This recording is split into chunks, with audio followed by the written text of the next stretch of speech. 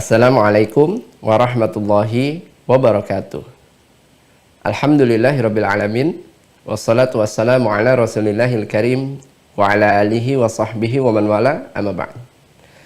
Alhamdulillah, mari kita panjatkan puji syukur kita kehadirat Allah Subhanahu wa taala yang masih memberikan kesempatan kepada kita semua untuk bisa kembali berjumpa pada pertemuan subuh kali ini di hari Ahad 17 Sya'ban 1443 Hijrah atau bertepatan dengan 20 Maret 2022. Salawat serta salam juga mari kita curahkan kepada junjungan kita, Nabi besar kita, Nabi Muhammad SAW, yang semoga kita semua istiqomah di atas sunnahnya dan mendapatkan syafaatnya di hari kiamat kelak. Amin. Selamat datang Mahasantri Mira Institute yang semoga kita semua dirahmati oleh Allah Subhanahu wa taala. Insyaallah pada pertemuan subuh kali ini kita akan melanjutkan sesi materi terkait dengan pintu-pintu neraka. Bagi teman-teman yang sudah tergabung di sesi Zoom pada pertemuan subuh kali ini, kami himbau untuk bisa menyesuaikan format namanya sesuai dengan format yang sudah ditentukan seperti yang sudah tertera pada layar teman-teman sekalian. Agar tim admin bisa memberikan akses kepada teman-teman sekalian untuk masuk ke sesi Zoom dan bisa memastikan bahwa teman-teman sudah terdaftar sebagai mahasantri di Mira Institute. Sebelum kita masuk ke sesi utama, mari kita saling mengingatkan untuk senantiasa menjaga adab-adab kita dalam bermajelis. Ikhlaskan hati kita, luruskan niat kita hanya untuk mencari ridha Allah Subhanahu wa taala. Fokus dalam menyimak kajian yang akan disampaikan. Siapkan buku dan juga alat tulisnya, catat setiap materi yang akan disampaikan. Gunakan pakaian yang sopan, yang terbaik, yang sesuai dengan syariat. Duduk yang baik, tidak sambil rebahan, tidak sambil makan, atau tidak sambil melakukan aktivitas apapun, agar teman-teman bisa fokus menyimak materi yang akan disampaikan. Semoga dengan ikhtiar kita, menjaga adab-adab kita di hadapan ilmu, Allah turunkan keberkahan untuk kita semua, dan Allah mudahkan kita untuk bisa memahami juga mengamalkannya dalam kehidupan kita sehari-hari. Izin untuk bisa mengaktifkan kameranya agar kita bisa saling mengenal satu dengan lainnya dan bisa saling mendoakan. Sesaat lagi sesi utama bersama guru kita Ustadz Dr. Adi Hidayat LCMA akan segera kita mulai. Untuk itu mari kita persiapkan hati kita, pikiran kita, tepikan hal-hal yang bisa mengganggu fokus kita selama kajian berlangsung. Terima kasih atas perhatiannya. Assalamualaikum warahmatullahi wabarakatuh.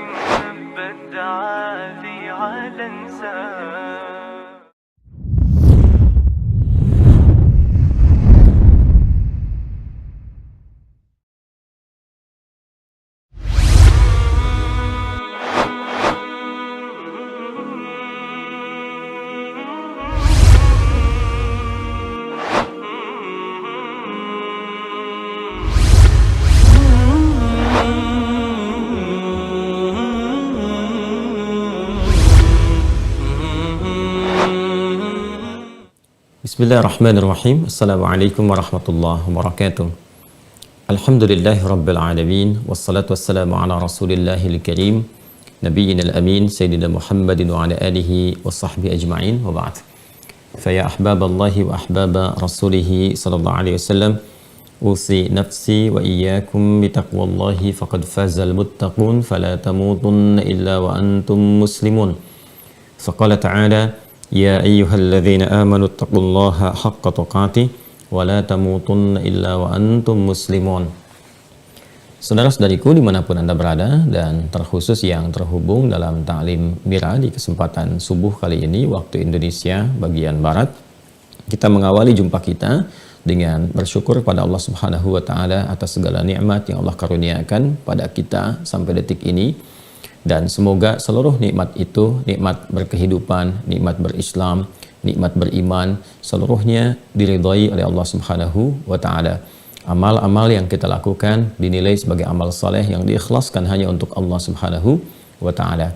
Kita juga bermohon kepada Allah semoga saudara-saudari kita yang berkehidupan sampai detik ini dimanapun mereka berada namun belum mampu untuk beriman, diberi kekuatan oleh Allah Subhanahu wa taala, kemampuan untuk beriman, bersyahadat sebelum wafat dan kembali kepada Allah Subhanahu wa taala. Pun demikian kita tidak putus juga bermohon kepada Allah semoga para pelaku maksiat kecil ataupun besar diberi kemampuan oleh Allah untuk bertobat dan memperbaiki sisa kehidupan dengan menenun amal yang lebih baik, perilaku yang mulia di hadapan Allah Subhanahu wa taala. Untuk itu kita mencoba mempelajari, mendalami tuntunan syariat, pedoman berkehidupan dalam syariat Islam, yang dengan itu mudah-mudahan kehidupan kita bisa lebih baik dalam pandangan Allah dan memanfaatkan sisa usia kita sehingga lebih bernilai mulia di hadapan Allah Subhanahu wa taala. Di pertemuan yang lalu kita telah berupaya menggali berbagai kurikulum nabawi terkait dengan persiapan Ramadan, sehingga dengan itu kita memiliki ketangguhan, kekuatan dan persiapan yang insya Allah sempurna sebelum memasuki bulan ibadah yang dimaksudkan, yaitu bulan Ramadan.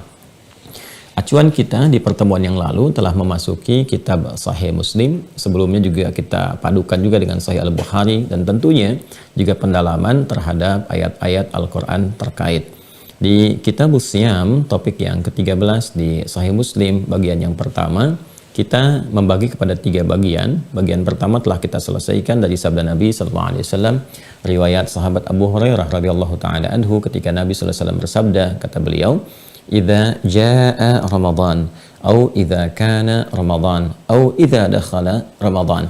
Jika Ramadan telah tiba, kita masuk berada di dalamnya dan telah memasukinya, maka yang dapat kita rasakan, yang dapat kita raih dari anugerah yang telah disiapkan oleh Allah Subhanahu wa taala menurut Nabi SAW, dan itu keterangannya pasti karena bimbingan dari Allah berupa wahyu, futtihat abwabul jannati atau futtihat abwabur rahmati, maka berpeluang dibukakan seluruh pintu-pintu surga, pintu-pintu rahmat Allah Subhanahu wa taala. Dinamai surga juga jannah dengan rahmat untuk memberikan kesan bahwa dibukakannya pintu surga, diberikannya anugerah untuk kita karena rahmat Allah Subhanahu wa taala. Nah, untuk mendapatkan rahmat ini maka diraihnya lewat amal soleh. Karena itu persamaan surga dibuat persamaan formulasinya dengan amal soleh, kemudian rahmat dan surga. Jannah diperoleh dengan rahmat Allah diperoleh dengan amal soleh. Karena itulah pintu-pintu surga itu yang disebutkan oleh Nabi SAW dengan fil jannati thamaniyatu abwabin. Di surga itu ada 8 pintu surga. Seluruh pintunya digambarkan melalui amal soleh. Ya, seperti Nabi katakan, fiha babun yusamma ar-rayyan. Di antaranya ada satu pintu namanya ar-rayyan. La yadkhuluhu illa as-shaimun. Tidak masuk lewat pintu itu kecuali orang yang terbiasa puasa, ahli siyam. Fa idza dakhaluhu ughliqa. Kalau sudah masuk ditutup, maka yang lain memasuki lewat pintu-pintu lain sesuai dengan amalannya. Nah, biasanya saya ingin pertegas dulu sedikit supaya kita bisa merangkai pemahaman dengan utuh berdasarkan pada korelasi ayat-ayat Al-Qur'an.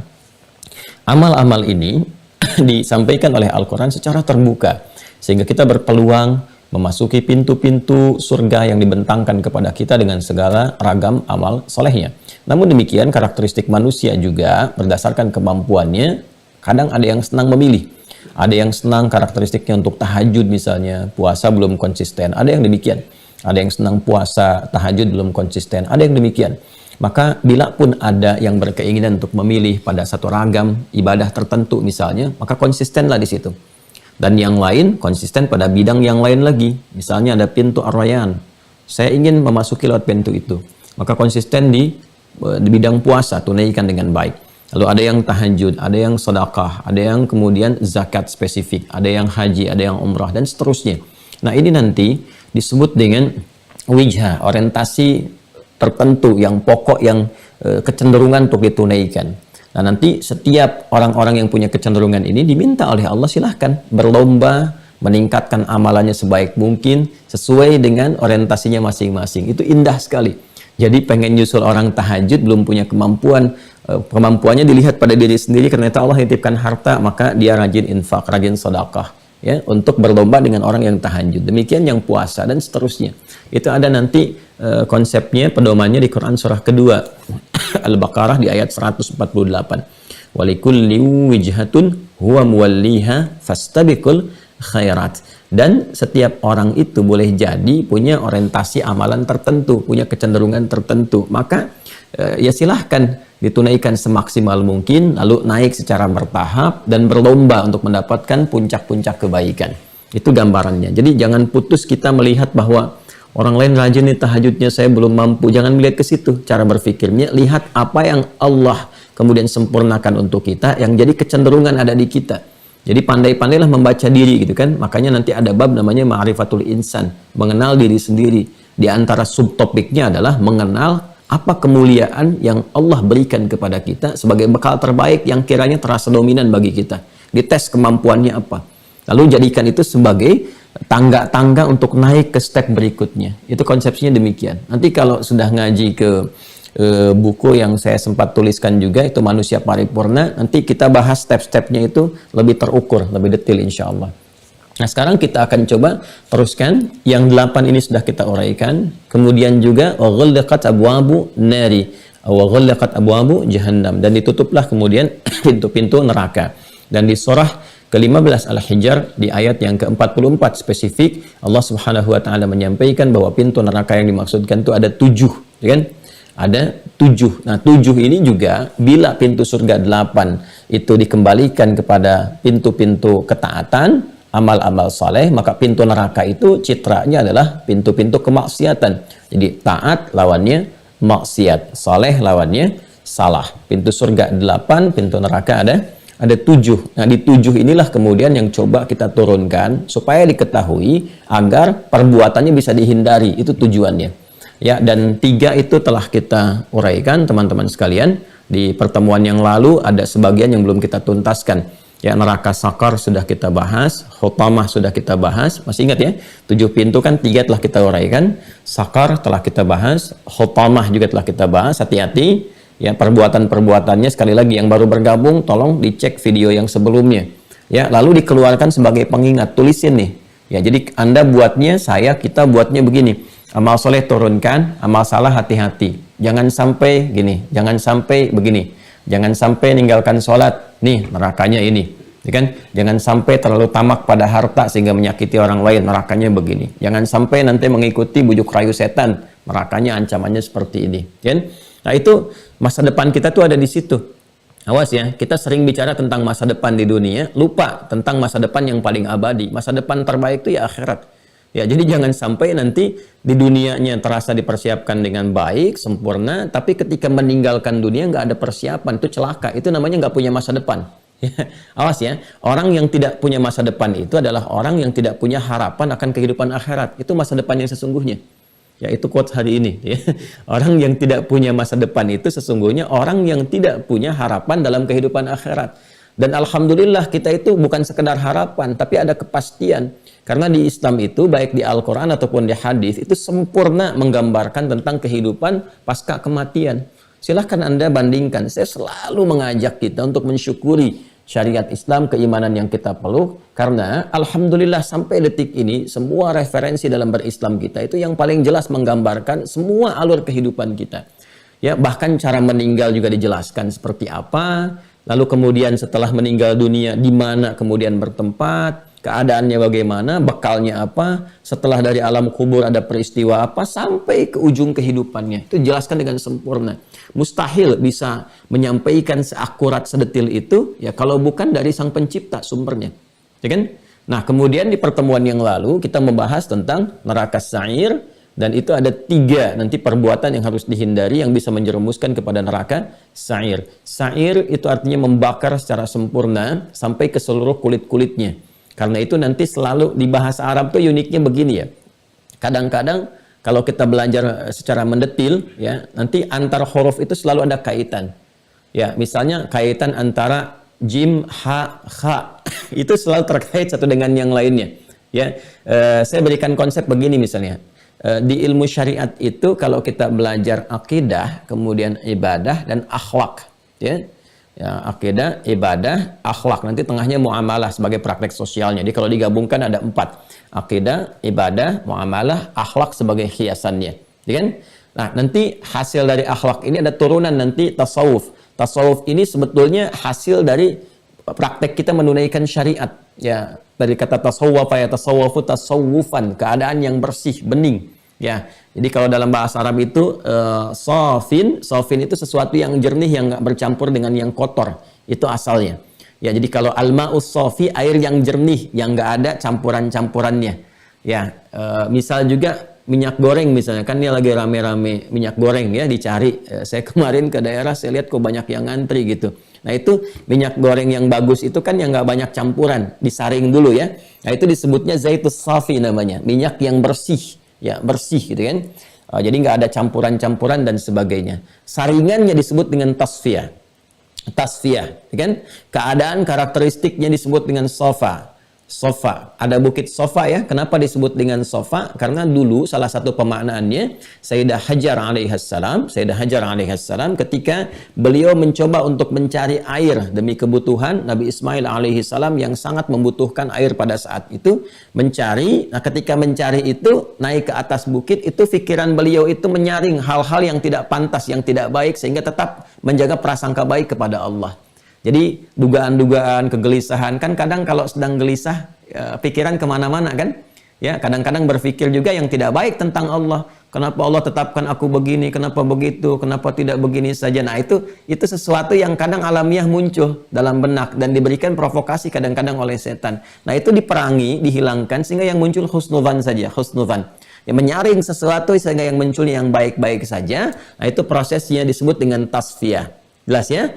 Nah, kalau lahir beningnya itu sofi, keadaan karakternya disebut dengan sofa. Karena itu bukitnya disebut dengan bukit sofa, gitu ya. Salah satu pemaknaannya. Kenapa? Karena di situ orang-orang yang, nah ini pesannya kepada kita, mengerjakan segala aktivitas, kegiatan dengan pikiran yang bening, dengan prasangka baik kepada Allah Subhanahu wa taala, maka akan terangkat derajatnya, naik di hadapan Allah Subhanahu wa taala dan diberikan kemudahan dalam beraktivitas. Sekalipun dia berikhtiar bolak-balik, kadang naik, kadang turun, kadang cepat, kadang diam, kadang pelan-pelan, tapi Allah akan memberikan hasil dekat di sekitaran dia. Makanya ibunya yang bolak-balik kan di sekitarannya Ismail kemudian diberi kekuatan untuk bisa menghentakkan, kan sebelumnya juga menghentak, namanya bayi kalau haus kan pasti bergerak tangan kakinya, ya kan? Tapi ketika menghentak awal kan gak ada apa-apa, ya. Namun ketika ibunya berusaha karena Allah, ternyata rezekinya ada pada anak. Itu suka begitu. Nanti ada fikihnya di Al-Quran. Nahnu narzuqukum wa iyyahum. Ya, kami memberikan rezeki kepada kalian. Di orang tua rezeki itu kadang datangnya dari anak. Ya, kadang di anak datangnya pada orang tua. Nanti ada babnya tersendiri. Nah, saya ingin gambarkan upaya untuk mendapatkan kebeningan itu prosesnya disebut dengan tasawuf. Dan tasawuf itu jalannya syariat. Lihat ya, jalannya apa? Syariat. Syariat itu jalannya rukun Islam. Konsepnya apa? Di ibadah. Jadi sebetulnya orang yang sedang ibadah, sedang sholat, sedang syariat, itu sedang berusaha membersihkan hatinya supaya terhindar dari kotoran-kotoran, terbebas dari sumber keburukan. Sumber keburukan itu ada dua. Yang pertama fahsya, bersumber dari syahwat. Bentuknya nanti kata-kata yang kotor, pandangan yang jorok, porno aksi, pornografi, zina, dan sebagainya itu fahsya. Mungkar itu sumber keburukan yang sumbernya dari nafsu perut dan akal, ya, mencuri, merampok, menipu dan seterusnya. Nah, itu bagian mungkar. Itu sumber keburukan. Kita coba bersihkan itu lewat apa? Ibadah.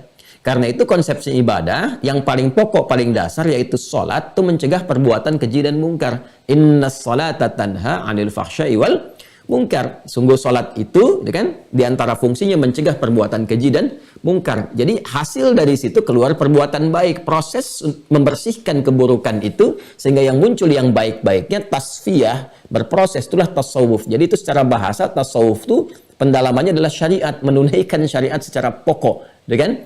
Nah, jadi bukan konsep yang aneh-aneh gitu kan. Saya katakan aneh-aneh kadang ada orang yang pergi misalnya meninggalkan kewajibannya, ada yang tidak sholat, ada yang kemudian juga tidak bergaul dengan masyarakat, tapi juga tidak menunaikan syariat dengan sempurna. Bukan itu ya yang dimaksudkan penunaian syariat secara sempurna. Keluarlah kemudian apa yang disebut dengan 3 hal nanti.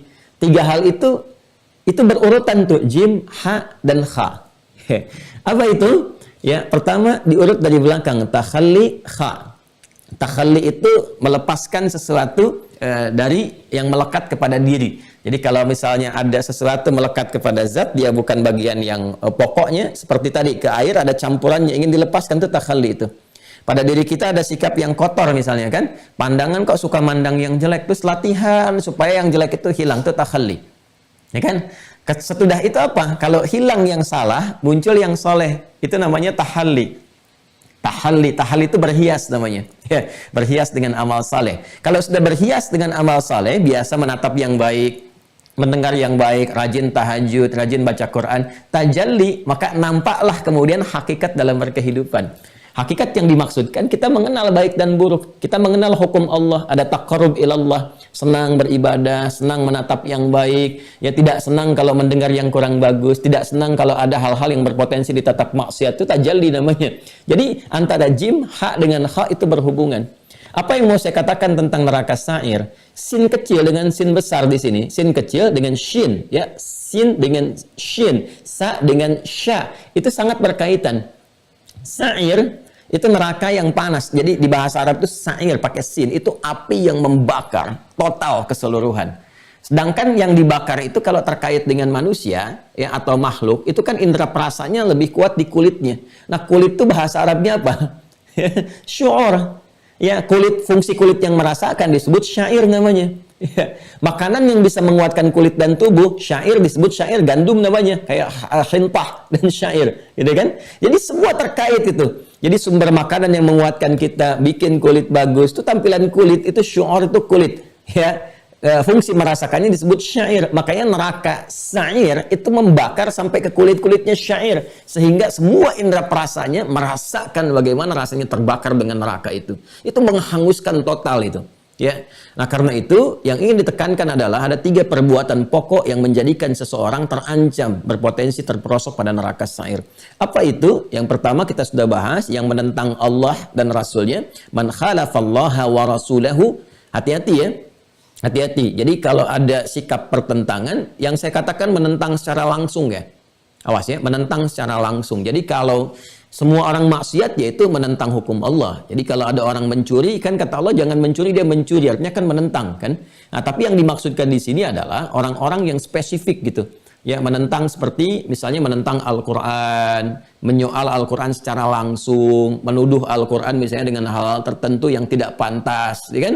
Ya, atau misalnya menampilkan satu ajakan-ajakan kampanye untuk bisa mereduksi Quran, ya, menghilangkan ayatnya, pokoknya menghapus ini dan itu, ya. Nah, ini yang demikian itu terancam dengan apa? Sa'ir. Kalau disebutkan dalam Al-Qur'an ada orang-orang demikian dengan karakternya, bukan spesifik menuju kepada siapa dan kapan kejadian, itu berpotensi terjadi di setiap masa.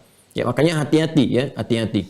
Nah, kemudian ke Rasul juga begitu. Ada yang menyoal, jadi kadang-kadang nggak langsung ke pokoknya, nggak langsung misalnya ke objeknya, nggak langsung Allah, tidak, tapi kadang ke firmannya. Ada yang ke Nabi langsung ke personalnya, ada yang lewat ajarannya itu sunnahnya. Ya, ada yang mencoba memalingkan sunnah Nabi, menanam racun di dalamnya, memalingkan pokok ajarannya, alih-alih kepada yang benar kok digunakan untuk menyakiti orang, ya, digunakan untuk menipu, itu sama juga. Dan jadi profesi. Dan yang paling berbahaya adalah ketika secara personal menghujat dan sebagainya. Itu yang di pertemuan lalu pernah saya sampaikan. Ada yang diberikan pendahuluan hukuman untuk memberikan kesan bahwa gini nih gitu ya. Di dunia terbakarnya, di akhirat lebih parah lagi. Kan ada yang penghina Nabi itu, yang pernah saya kisahkan kemarin. Menghina Nabi luar biasa. Dan memang kerjaannya menghina Nabi aja. Innahu fakkara wa qaddar wa qutila kaifa qaddar. Dipikirin betul tuh, dirancang bagaimana cara menghina, ya, mendowngrade sampai menyebarkan itu dan seterusnya. Itu dihukumnya oleh Allah tuh walaupun dia sudah beli kendaraan, mobil yang sangat tangguh, anti peluru, anti bom, anti ini, pengawal yang luar biasa hebat, dibakarnya dari dalam, hangus langsung di dalam itu. Itu kejadian, Anda bisa googling lihat ya. Penghina Nabi yang meninggal, tewas, terbakar hangus di dalam mobil, itu ada. Nah, itu sa'ir namanya. Nah, ternyata yang ingin saya tekankan gini, yang ingin saya tekankan. Sifat-sifat pertentangan, ini yang belum saya tegaskan kemarin dengan ayat. Sifat-sifat pertentangan itu, hati-hati, ada dalam sifat nifak. Ada dalam sifat apa? Nifak. Orang yang terkontaminasi nifak, itu disebut munafik. Disebut apa? Munafik. Nah, sekarang coba kaitkan Quran surah ke 4 An-Nisa ayat 55 dan 61. Buka mushafnya, buka mushafnya. Meskipun saya pun kasih contoh nih, ada mushaf di depan saya untuk ngasih contoh. Ada? Yang 55 yang kemarin ya. Ini pendalaman sebentar ya. Faminhum man amana bihi wa minhum man sadda anhu. Ada? Wa kafa bi jahannama sa'ira. Ada orang-orang yang taat. Ini kan saya katakan di kisah Nabi Ibrahim yang nanti ini akan menjadi rangkaian ya, rangkaian sebagai pedoman dasar kepatuhan dari sejak syariat nabi-nabi dulu. Ini sudah gambaran sanad dalam kenabian. Jadi semua nabi membawa risalah yang sama, nanti ada fitrah umat yang menyikapinya dengan cara yang sama. Jadi setiap nabi itu ketika membawa risalah, ini umatnya ada yang begini, ada yang begini. Sama Nabi Muhammad juga akan ditemukan seperti itu di antara umatnya. Faminhum man amana bihi, di antara umatnya Nabi Ibrahim dulu, dan semua umat ketika menyikapi risalah yang dibawa Rasul itu ada yang beriman dengan risalah itu, wa minhum man sadda anhu, ada yang berpaling menentang. Saya sudah terangkan di pertemuan lalu, teman-teman sekalian, sadda anhu itu sikap berpaling yang ditandai dengan pertentangan. Ini masih ada nih tulisannya. Ini masih ada tulisannya. Ya, bahkan ini kan nomor 1 nih, menentang secara langsung dengan sifatnya menantang. Sadda anhu, jadi berpaling.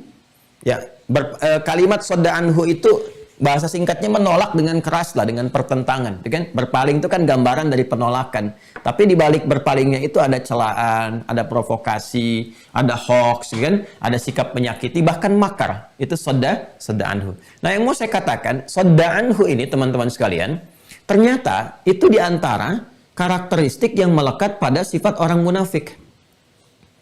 Awas, hati-hati. Dan munafik itu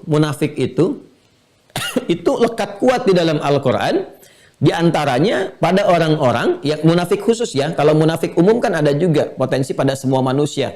Berkata di lisannya yang tidak sama dengan hatinya. Itu kan gambaran dari munafik, gitu kan? Di antara 3 yang pokok itu. Ya, idza haddatsa kadzaba. Ya, kemudian wa idza wa'ada akhlafa wa idza tu'mina khana. Kalau berkata dia biasa dusta, itu kan? Kalau berjanji dia biasa mengingkari, bila diamanahi dia berkhianat. Itu kan gambaran umum. Kan ada orang yang belum beriman juga, itu kan? Yang belum beriman dia berkata suka dusta, ada yang begitu. Itu sifat umum nifak. Nah, ini yang dibicarakan Quran ini spesifik khususnya bagi orang mengaku beriman. Awas, mengaku muslim. Jadi ternyata ada orang Islam juga yang mengaku muslim tapi terancam dengan neraka sa'ir.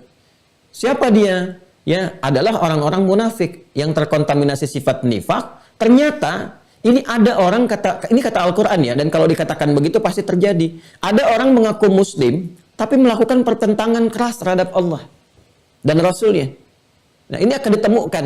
Nah, diantaranya apa? Di surah An-Nisa nanti turunkan tafsirnya ayat Quran dengan Quran. Lihat di ayat 61 teman-teman sekalian.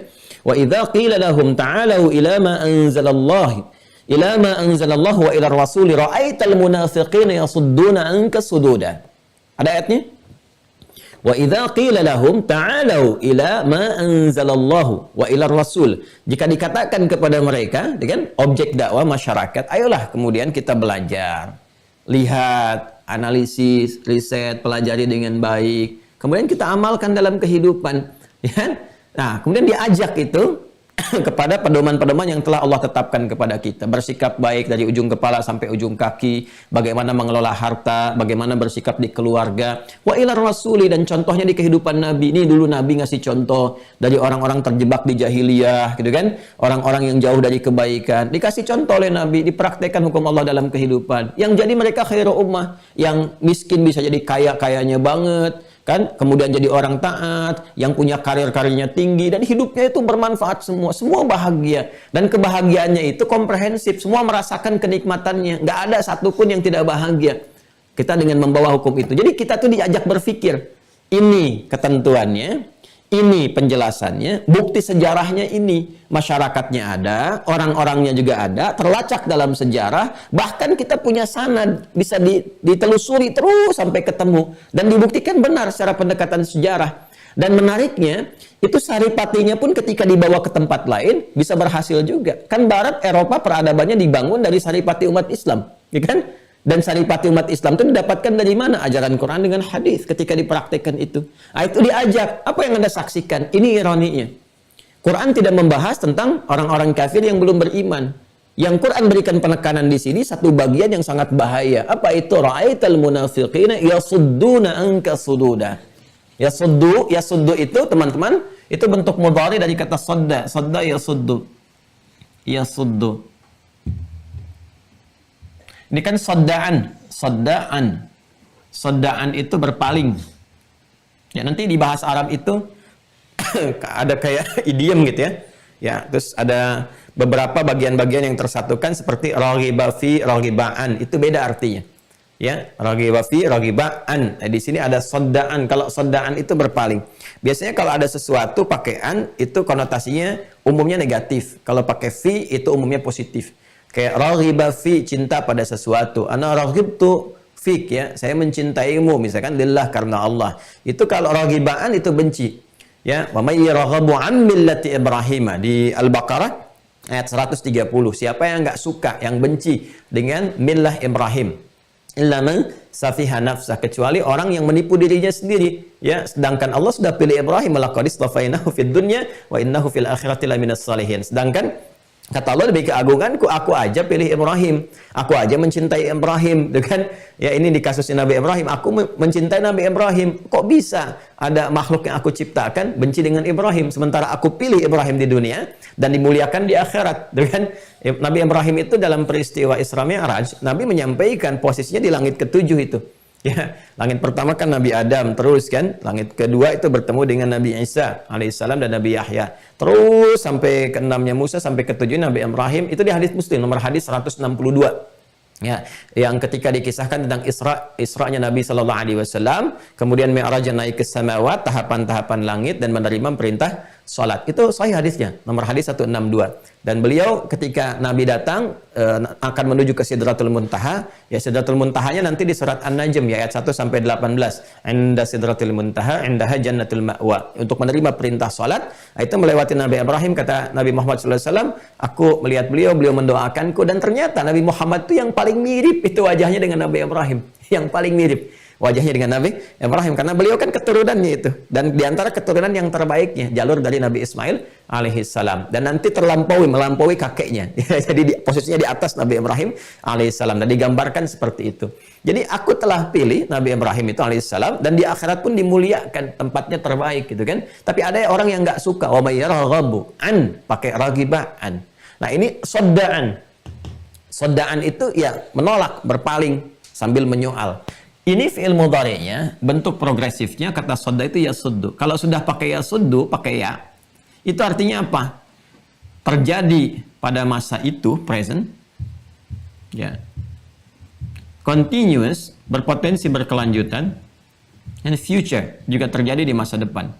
Jadi Allah sudah memberikan gambaran. Ini kan ayat diturunkan di era Nabi Muhammad SAW, tapi pesannya dibawa kuat sampai ke masa depan. Ya Muhammad SAW, ya, ketika engkau berdakwah ini, menyampaikan risalah, mengajak orang kepada yang baik-baik, menunjukkan jalan kebaikan, mencegah orang-orang untuk berbuat sesuatu yang meruntuhkan kehormatan, menerangkan dampaknya kepada mereka, akan ada responnya seperti ini. Ada yang taat kepadamu, kan?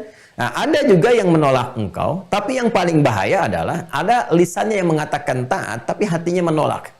Ini bahaya. Dan siapa itu? Itulah orang munafik. Ra'aital munafiqina yasudduna anka sududa. Engkau akan menyaksikan orang-orang munafik itu. Ini pakai jamak bentuknya. Berarti apa? Berarti nggak 1-2 orang. Ini kemarin belum saya tajamkan ya. Ini bukan 1-2 orang. Ini bisa berkelompok. Ya, artinya nanti akan ditemukan orang-orang yang mengaku muslim, ya, bahkan mengaku dia beriman. Saya juga muslim, saya juga beriman, gitu kan? Ini berkolaborasi di antara mereka, ngumpul satu tempat. Hati-hati, ngumpul satu kelompok, ya, yang sifatnya apa? Melakukan pertentangan kepada Allah Subhanahu wa taala. Kalau dirinci nanti, mereka nanti bikin ya semacam rencana. Kan di surat Al-Mudaththir jelas, innahu fakkara wa qaddar fakutila kaifa qaddar. Ada sifat-sifat pertentangan itu dengan merencanakan, membuat sebuah gerakan dan sebagainya. Itu ada di zaman Nabi, sudah ada yang begitu. Kan Abdullah bin Ubay bin Salul kan bikin gerakan makar, merencanakan kumpul satu tempat di Dirar. Terus jahatnya dikamuflasikan itu sebagai masjid gitu. Padahal itu bukan masjid. Sampai Nabi perintahkan hancurkan. Itu bukan menghancurkan masjid, ingat. Menghancurkan tempat makar yang dikamuflasikan sebagai masjid. Gitu. Itu jahatnya orang munafik tuh. Ini nggak akan dihancurin karena nggak mungkin Muhammad ngancurin masjid SAW, itu kan, dan sebagainya. Itu orang munafik tuh sampai begitu. Jadi menyematkan satu hal yang identik dengan nilai kebaikan dibawa, dan itu bisa dilakukan. Ya, jadi kalau misalnya dibuat orang-orang yang pintar, bikin yang pintar lagi. Dibuat orang kaya taat, dibikin namanya aja. Kalau kekinian misalnya ada ustadz, maka di kalangannya dibikin kayak ustadz lagi. Kalau di sini ada ulama, dibikin kayak ulama lagi. Kalau di sini ada habib, dibikin kayak habib lagi. Itu bisa seperti itu. Itu Quran loh. Ya, itu pasti akan terjadi. Itu pasti akan terjadi. Kenapa? Karena diksi yang digunakan ini tidak menunjuk kepada orangnya langsung kapan kejadiannya, tapi menunjukkan sebuah karakter. Kalau disebutkan sebuah karakter, itu pasti akan ditemukan di setiap masa. Ya, kalau nggak percaya silahkan dilihat keadaan kita pun. Kita akan temukan kekinian orang-orang yang mengaku muslim, mungkin juga mengaku misalnya terlihat seperti ustadz, terlihat seperti ya ulama, terlihat seperti tokoh-tokoh tertentu atau menyematkan gelar tertentu kepada dirinya. Apakah ustadz, ataukah kiai, ataukah habib, atau macam-macam. Tapi punya persoalan ini. Karakteristiknya kok kayaknya bertentangan banget deh. Kok bingung ya, katanya begini tapi kok seringkali nyoal Islam gitu. Nyerang Quran, ya nyerang hadis, pertentangan kepada Allahnya tinggi gitu. Nah ini yang dimaksudkan. Nah ini terancam dengan sa'ir. Ya, terancam dengan neraka sa'ir. Dari mana taunya? Tarik ke ayat 55. Wa kafa bi jahannama sa'ira. Orang-orang yang senantiasa menghadirkan pertentangan seperti ini sa'ir. Cirinya apa? Munafik. Munafik itu terjebak dengan penyakit nifak. Makanya saya katakan dulu, nifak itu lebih berbahaya daripada COVID. Ya. COVID nyerang fisik. Nifak itu nyerang kepada kalbu. Nah, kalau ada yang teridentifikasi demikian, terindikasi seperti itu, kita sikapnya mendoakan. Ya, karena sepanjang berkehidupan masih punya hak untuk berubah menjadi baik. Jadi kita doain, tunjukin kemudian cara yang baik, dakwahi, luruskan. Adapun ketika dia misalnya memilih kembali kepada jalan baik, alhamdulillah kita bersyukur. Tapi kalau dia mempertahankan kepada keburukan, itu resiko dia ketika berpulang. Yang penting tugas kita selesai. Kalau ada pelanggaran hukum positif, diproses secara hukum positif. Jadi kita tuh seimbang saja. Tidak sibuk dalam hal-hal yang bisa meruntuhkan kehormatan kita ataupun menggunakan ya potensi fisikal kita untuk bisa melakukan tindakan-tindakan yang membuang-buang waktu gitu kan untuk beribadah kepada Allah Subhanahu wa taala. Kalau udah jelas menyimpang gitu, udah tinggal diluruskan, kasih tahu, doain, selesai tugas kita. Ya, kalau ada penyimpangan hukum positif, proses secara hukum positif dan seterusnya. Nah, ini golongan pertama. Golongan kedua yang mengikuti syaitan, ittiba'us syayatin, saya sudah terangkan ayat-ayatnya kepada Anda semua, dan itu sifatnya karakter berkelanjutan. Ya, jadi diikutin terus, bukan sekali dua kali. Jadi digoda satu hal diikuti, digoda zina terus zina, senangnya zina aja. Ya, jadi apapun profesinya punya uang pakai zina, ya pakai ya seperti itulah. Ya pesan perempuan-perempuan tidak baik ataupun yang laki-lakinya juga nggak baik, dua-duanya nggak baik. Kalau sudah zina itu dua-duanya nggak baik, ya kan? Jadi jangan arahkan pada satu titik perempuannya aja atau laki-lakinya aja, dua-duanya nggak baik. Ya. Kemudian misalnya dari jabatan pun digoda terus supaya konsisten ya menyelewengkan jabatan atau konsisten mengumpulkan harta dengan cara yang tidak benar. Nah itu ittiba'us syayatin. Ya, hati-hati ya, hati-hati teman-teman sekalian. Termasuk juga begini, termasuk kadang datangnya lewat ibadah. Lewat ibadah. Ya dibikin terus umroh untuk nampilin harta. Tapi untuk ditampilkannya ya hanya dokumentasi begini, bukan untuk ketaatan. Ya, dan saat yang bersamaan dia digoda untuk tidak perhatian kepada tetangga yang butuh kepada dia, ada fakirnya, ada miskinnya dan sebagainya. Itu setelah saya tuntaskan pertemuan lalu. Sekarang kita masuk bagian ketiga yang kemarin belum kita sampaikan. Mohon izin tadi saya dalamkan dulu ya, didalami ini karena ini satu yang berbahaya yang kemarin belum saya utarakan, belum saya detilkan. Sekarang karena mau masuk ke transisi. Ini nanti saya teruskan insya Allah ya Allah kalau dikasih kesempatan waktu, masih ada waktu berkehidupan, nanti kita lanjutin tuh yang kemarin saya sampaikan tentang akhir zaman. Itu penting tuh ya. Karena kurikulum kehidupan tuh akan begitu. Dan sekarang kita di masa transisi, transisi perpindahan kepada fase bagian yang kelima dan akan terjadi sesuatu. Nah, itu sudah real, akan seperti itu. Ya, dan udah kelihatan kalau orang paham begitu tahu menyikapinya. Ya, nanti akan ditemukan banyak orang terkontaminasi nifak, munafik. Kemudian taqarrubul aswaq, pasar mulai berdekatan dan mudah diakses. Itu hadis Nabi. Dan sekarang terjadi kan? Kalau dulu ibu-ibu mau belanja, bapak-bapak mau pergi ngajak anaknya belanja, kan berangkat dulu ke pasar kemana. Sekarang buka handphone, akses datang. Taqarrubul aswaq. Tapi hati-hati, maksiatnya pun akan banyak. Potensi penyimpangannya akan tinggi. Ribanya akan lebih banyak, penipuannya akan lebih banyak. Terjadi sekarang penipuan digital misalnya, kan? Pinjaman-pinjaman ada ribanya yang online dan seterusnya. Itu terjadi. Ya hati-hati, akan banyak menyebar misalnya tindakan-tindakan manipulatif akan terjadi. Akan banyak kelompok-kelompok kecil yang seperti menguasai akan terjadi.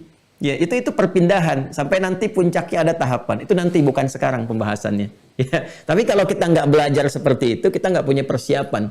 Nah, di bagian yang ketiga, teman-teman sekalian, terkait dengan neraka sa'ir ini adalah orang yang dalam hidupnya memanipulasi anak-anak yatim. Ya, memanipulasi anak-anak yatim. Merampas harta anak yatim. Di terjemahan suka diterjemahkan begini, memakan harta anak yatim. Itu saya kurang sepakat. Karena makan harta anak yatim itu hukumnya ada dua. Ada yang dibolehkan, ada yang dilarang. Nggak ya? Ada yang dibolehkan, ada yang dilarang. Faman kana ghaniyan falyasta'fif wa man kana faqiran falyakul bil ma'ruf. Demikian di pembukaan Nisa itu.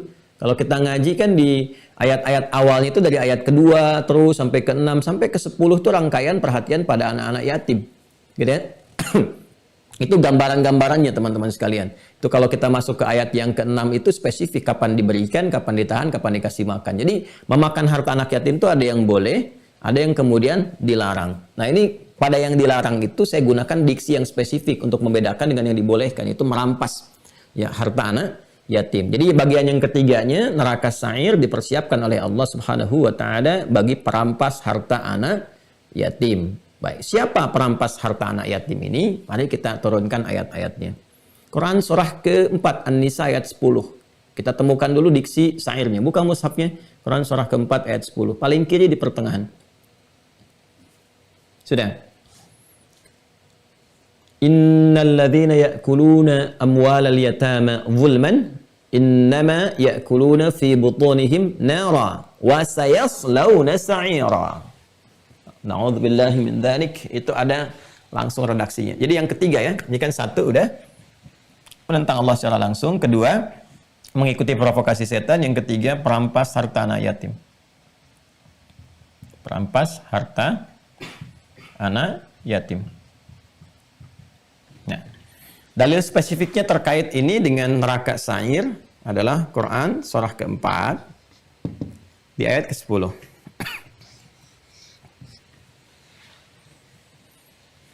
Baik, saudara-saudariku, dimanapun Anda berada, khususnya bagi insan beriman, bagi setiap muslim, ya kan? Kita mesti mendapatkan perhatian yang dalam, khususnya terhadap firman Allah Subhanahu wa taala di Quran surah ke-4 An-Nisa di ayat yang ke-10. Nah, di sini ada peringatan kepada pemerhati, perawat, ya anak-anak yatim yang memang memegang harta mereka. Ya, ada satu peringatan besar, jangan sampai perawatan terhadap anak-anak yatim itu yang mungkin bentuknya dikelola di rumah-rumah yatim, atau mungkin diasuh secara langsung dengan hubungan kekerabatan, atau perhatian langsung dengan adopsi. Jangan sampai orientasi untuk merawat itu di ragam-ragam tempat tadi, orientasinya adalah untuk menguasai harta mereka, untuk merampas harta mereka, ya, untuk mendapatkan bagian-bagian yang sebetulnya menjadi hak mereka. Orang-orang yang berlaku seperti ini, itu pertama ditegaskan oleh Allah Subhanahu wa taala dengan bentuk taukid inna, untuk memberikan sebuah penekanan yang serius. Hati-hati. Kemudian diberikan peringatannya kepada semua dengan menggunakan kata alladzina, tanpa kecuali, mau laki-laki, perempuan, besar, kecil, tua, muda, semua tanpa kecuali. Disebutkan 1080 kali dalam Al-Quran. Innal ladzina ya'kuluna amwalal yatama zulman, ya kan? Saya tegaskan kata Allah, sungguh ditegaskan bagi orang-orang semua kalangan, siapapun. Nah, kalau sudah seperti ini, artinya pemerhati perawat anak yatim itu nanti kalangannya bisa beragam. Kalau dari gender bisa laki-laki, bisa perempuan, status sosial bisa macam-macam, bisa jadi pejabat, bisa jadi hartawan, bisa jadi orang biasa, atau mungkin ada profesi yang memang spesifik merawat itu yang menggabungkan ini, ya. Ada laki-lakinya, ada perempuannya, ada yang mudanya, ada yang anak-anaknya, ya, merawat bareng-bareng, ya, bikin rumah yatim dan sebagainya, atau merawat tadi kekerabatan misalnya, ada anak kakaknya meninggal ditarik untuk dirawat oleh dia dan seterusnya. Nah, kasusnya itu gini, kasusnya anak yatim ini mewarisi harta yang cukup banyak. Nah, ini Ya, dia mewarisi harta, ada harta yang dia bawa, bukan dalam konteks anak yatim kemudian tidak ada apa-apa, dia tidak membawa apapun, dia kekurangan, kita rawat misalnya. Nah, itu baik, ya, nggak ada masalah, kita penuhi kebutuhan dan sebagainya. Ini kasusnya adalah anak yatim yang bawa harta. Satu. Atau yang kedua, anak yatim yang memang tidak ada harta, tapi dia menjadi objek pencarian harta. Cuman kamuflase saja. Jadi objek pencarian harta. Ini terancam nih. Objek pencarian harta. Jadi sengaja mengelola anak yatim, dirawat misalnya ya, bikin panti yatim tertentu dan sebagainya, mengumpulkan anak-anak yatim, cuma untuk apa? Ya, untuk kamuflase saja. Harapan terbesarnya supaya mengumpulkan harta benda, dan ternyata ketika dikumpulkan itu bukan untuk kebutuhan anak yatim. Anak yatimnya dikasih pakaian yang begitu. Ya, kadang-kadang didandaninya pakaian yang memprihatinkan supaya donasinya terus bambah, terus banyak. Kemana dipakai hartanya? Nah, ini yang disoal tuh yang ini, bukan yang benar. Awas, bukan yang benar. Kalau yang benar itu nanti banyak. Ya, bikin panti yatim, betul-betul didedikasikan untuk bisa kemudian merawat mereka, menyejahterakan, dijadikan orang yang hebat lagi di masa depan. Itu pahalanya banyak banget. Yang itu positif. Ya, nanti baik ayat ataupun hadisnya banyak. Nanti setelah ini kita bahas yang positifnya. Nah, orang-orang yang punya dua orientasi ini, teman-teman sekalian, awas ya, untuk bisa menguasai harta anak yatim yang dia mewarisi harta yang cukup banyak, potensial kaya, atau hanya menjadikan yatim sebagai objek nih. Ya, untuk meraih misalnya harta tertentu dalam kehidupan, apalagi menjadikan dia peminta-minta, dosanya besar banget itu. Ancamannya apa? Innalladzina ya'kuluna amwalal yatama zulman. Orang-orang yang sengaja merampas harta anak yatim dengan cara yang sangat zalim. Zulman, cara zalim itu perampas. Makanya saya mengambil diksinya perampas. Ya, menempatkan sesuatu bukan pada tempatnya, itu zulmun. Orangnya zalim. Ya, harusnya dikasih ke anak yatim, dia makan sendiri, dia ambil dengan cara yang tidak benar misalnya. Ini innama ya'kuluna fi butunihim nara. Maka setiap yang dimakan itu adalah hati-hati sekali. Ya, bahan-bahan neraka. Api, cuman makan api aja, makan neraka. Realnya terlihat seperti makan nasi, realnya terlihat seperti berpakaian bagus. Padahal yang dia kenakan itu adalah ini, asbab yang mengantarkan pada hukuman neraka. Bahan-bahan neraka tuh yang masuk tuh, pakaian-pakaian neraka yang dia kenakan itu. Kalau memang ada orientasi seperti ini. Ya, hati-hati. Ya, innama ya'kuluna fi butunihim nar. Di perut mereka itu sudah terkumpul bahan-bahan neraka. Kalau nggak tobat, nggak dikeluarin, bahaya tuh. Ya, wasayaslawna sa'ira. Dan nerakanya itu kalau udah terkumpul itu ternyata bahan-bahan nerakanya bukan neraka biasa, neraka sa'ir. Wasayaslawna sa'ira. Itu akan membakar mereka, menghanguskan, ya, ketika mereka kembali ke akhirat nanti dihisab. Hati-hati teman-teman, hati-hati. Ayat terkait dengan harta anak yatim. Jadi ini menjadi penting bagi kita pada dua hal utama. Ya, hati-hati. Yang pertama, jika ada misalnya di lingkungan keluarga ada yang meninggal dunia dan meninggalkan anak-anak tertentu misalnya, ya, baik keluarga dekat ataupun misalnya ada, taruhlah orang lain, ya, kemudian berkeluarga, punya anak misalnya 2, 3, 4, 5, kemudian suaminya meninggal, ayahnya meninggal. Jadi yatim itu yang bapaknya meninggal. Ya, bukan ibunya tapi bapaknya. Ya, saya jelaskan sedikit ya, sedikit dulu.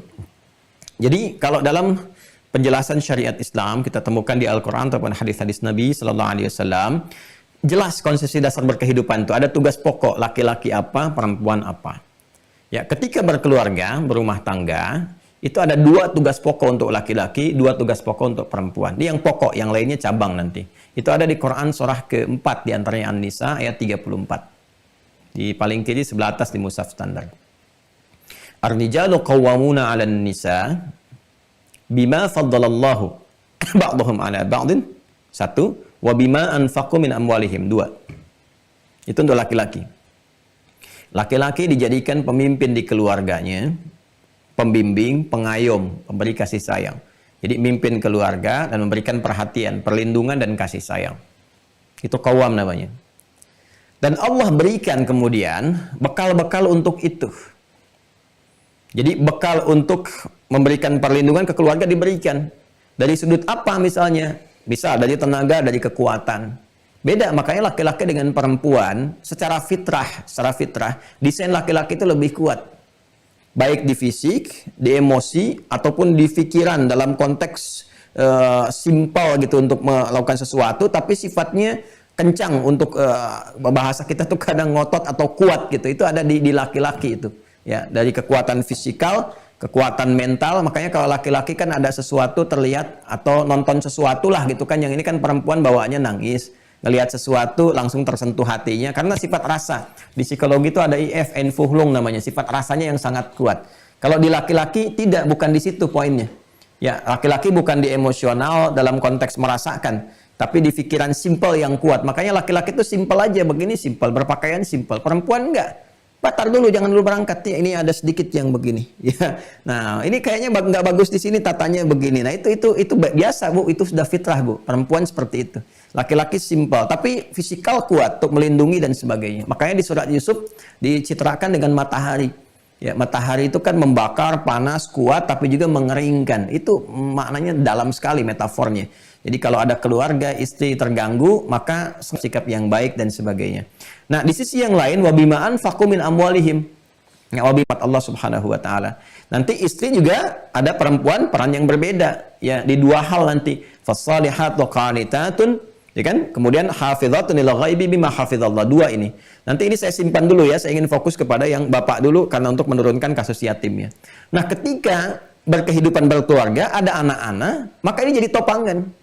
Kalau ke ibu kan curhat, kasih sayang, belayan, kelembutan. Ke bapak tuh lain, membentuk karakter, kekuatan, perlindungan, diskusi ini. Makanya di Quran banyak ayat diskusi itu dengan bapak. Ya, Ibrahim alaihissalam diskusi dengan anaknya Ismail alaihissalam. Yusuf dengan bapaknya Yakub. Banyak anak dengan bapak. Karena pembentukan karakter, kekuatan, dan seterusnya. Ya, sisi lain juga, itu menjadikan tumpuan dalam apa? Dalam kebutuhan materi. Ya, untuk minta ini, minta itu kan pusatnya ke bapak yang cari nafkah. Itu pokoknya. Saya bicara tentang yang pokok, yang dasarnya. Sekarang, ya teman-teman sekalian, dua itu hilang, nggak ada.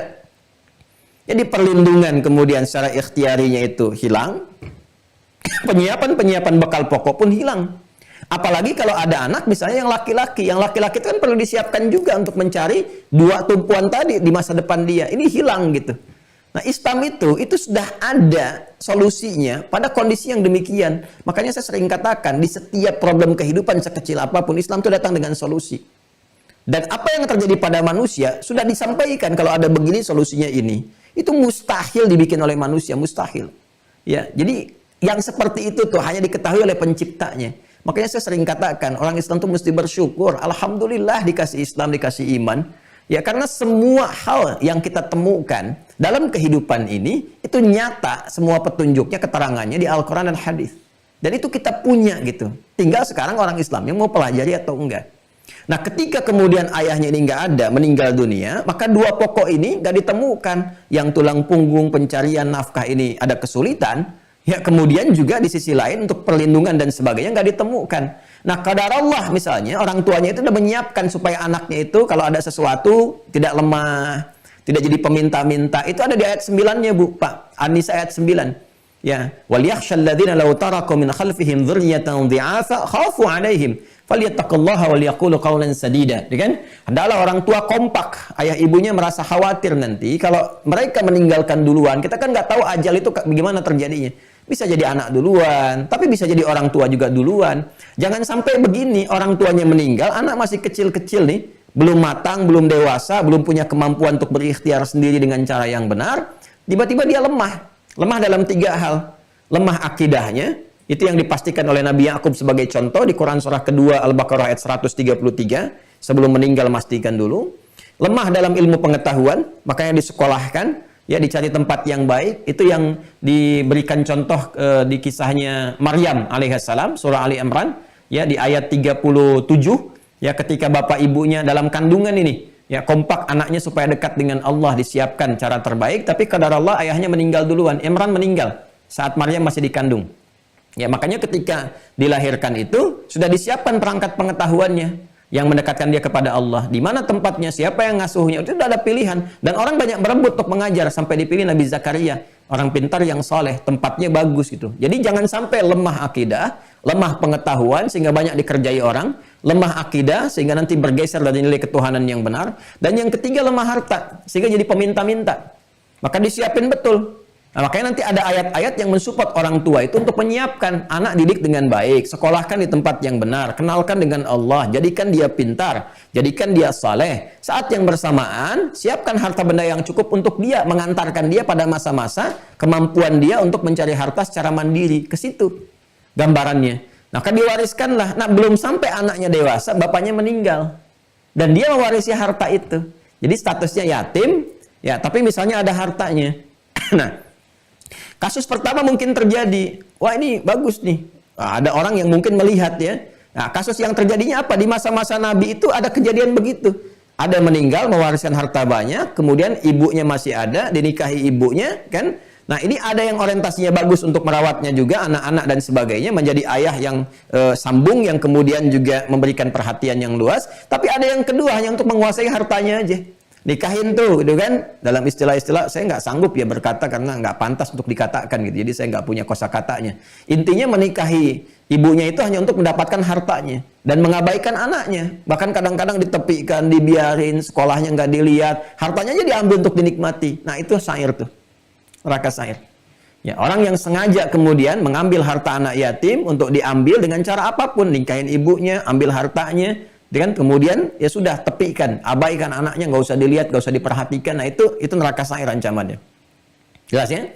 Bisa jadi kasus yang kedua, ya anaknya perempuan misalnya, mewarisi harta banyak tuh, menjelang dia balik, menjelang dia balik, kemudian bapaknya meninggal dunia, ya kan dapat warisan tuh, ada bagian dari situ, ingin dinikahin tuh. Ya dipinggit lebih awal untuk bisa ada keterkaitan dulu, lantas kemudian dinikahi dan sebagainya. Bisa jadi ada kasus seperti itu.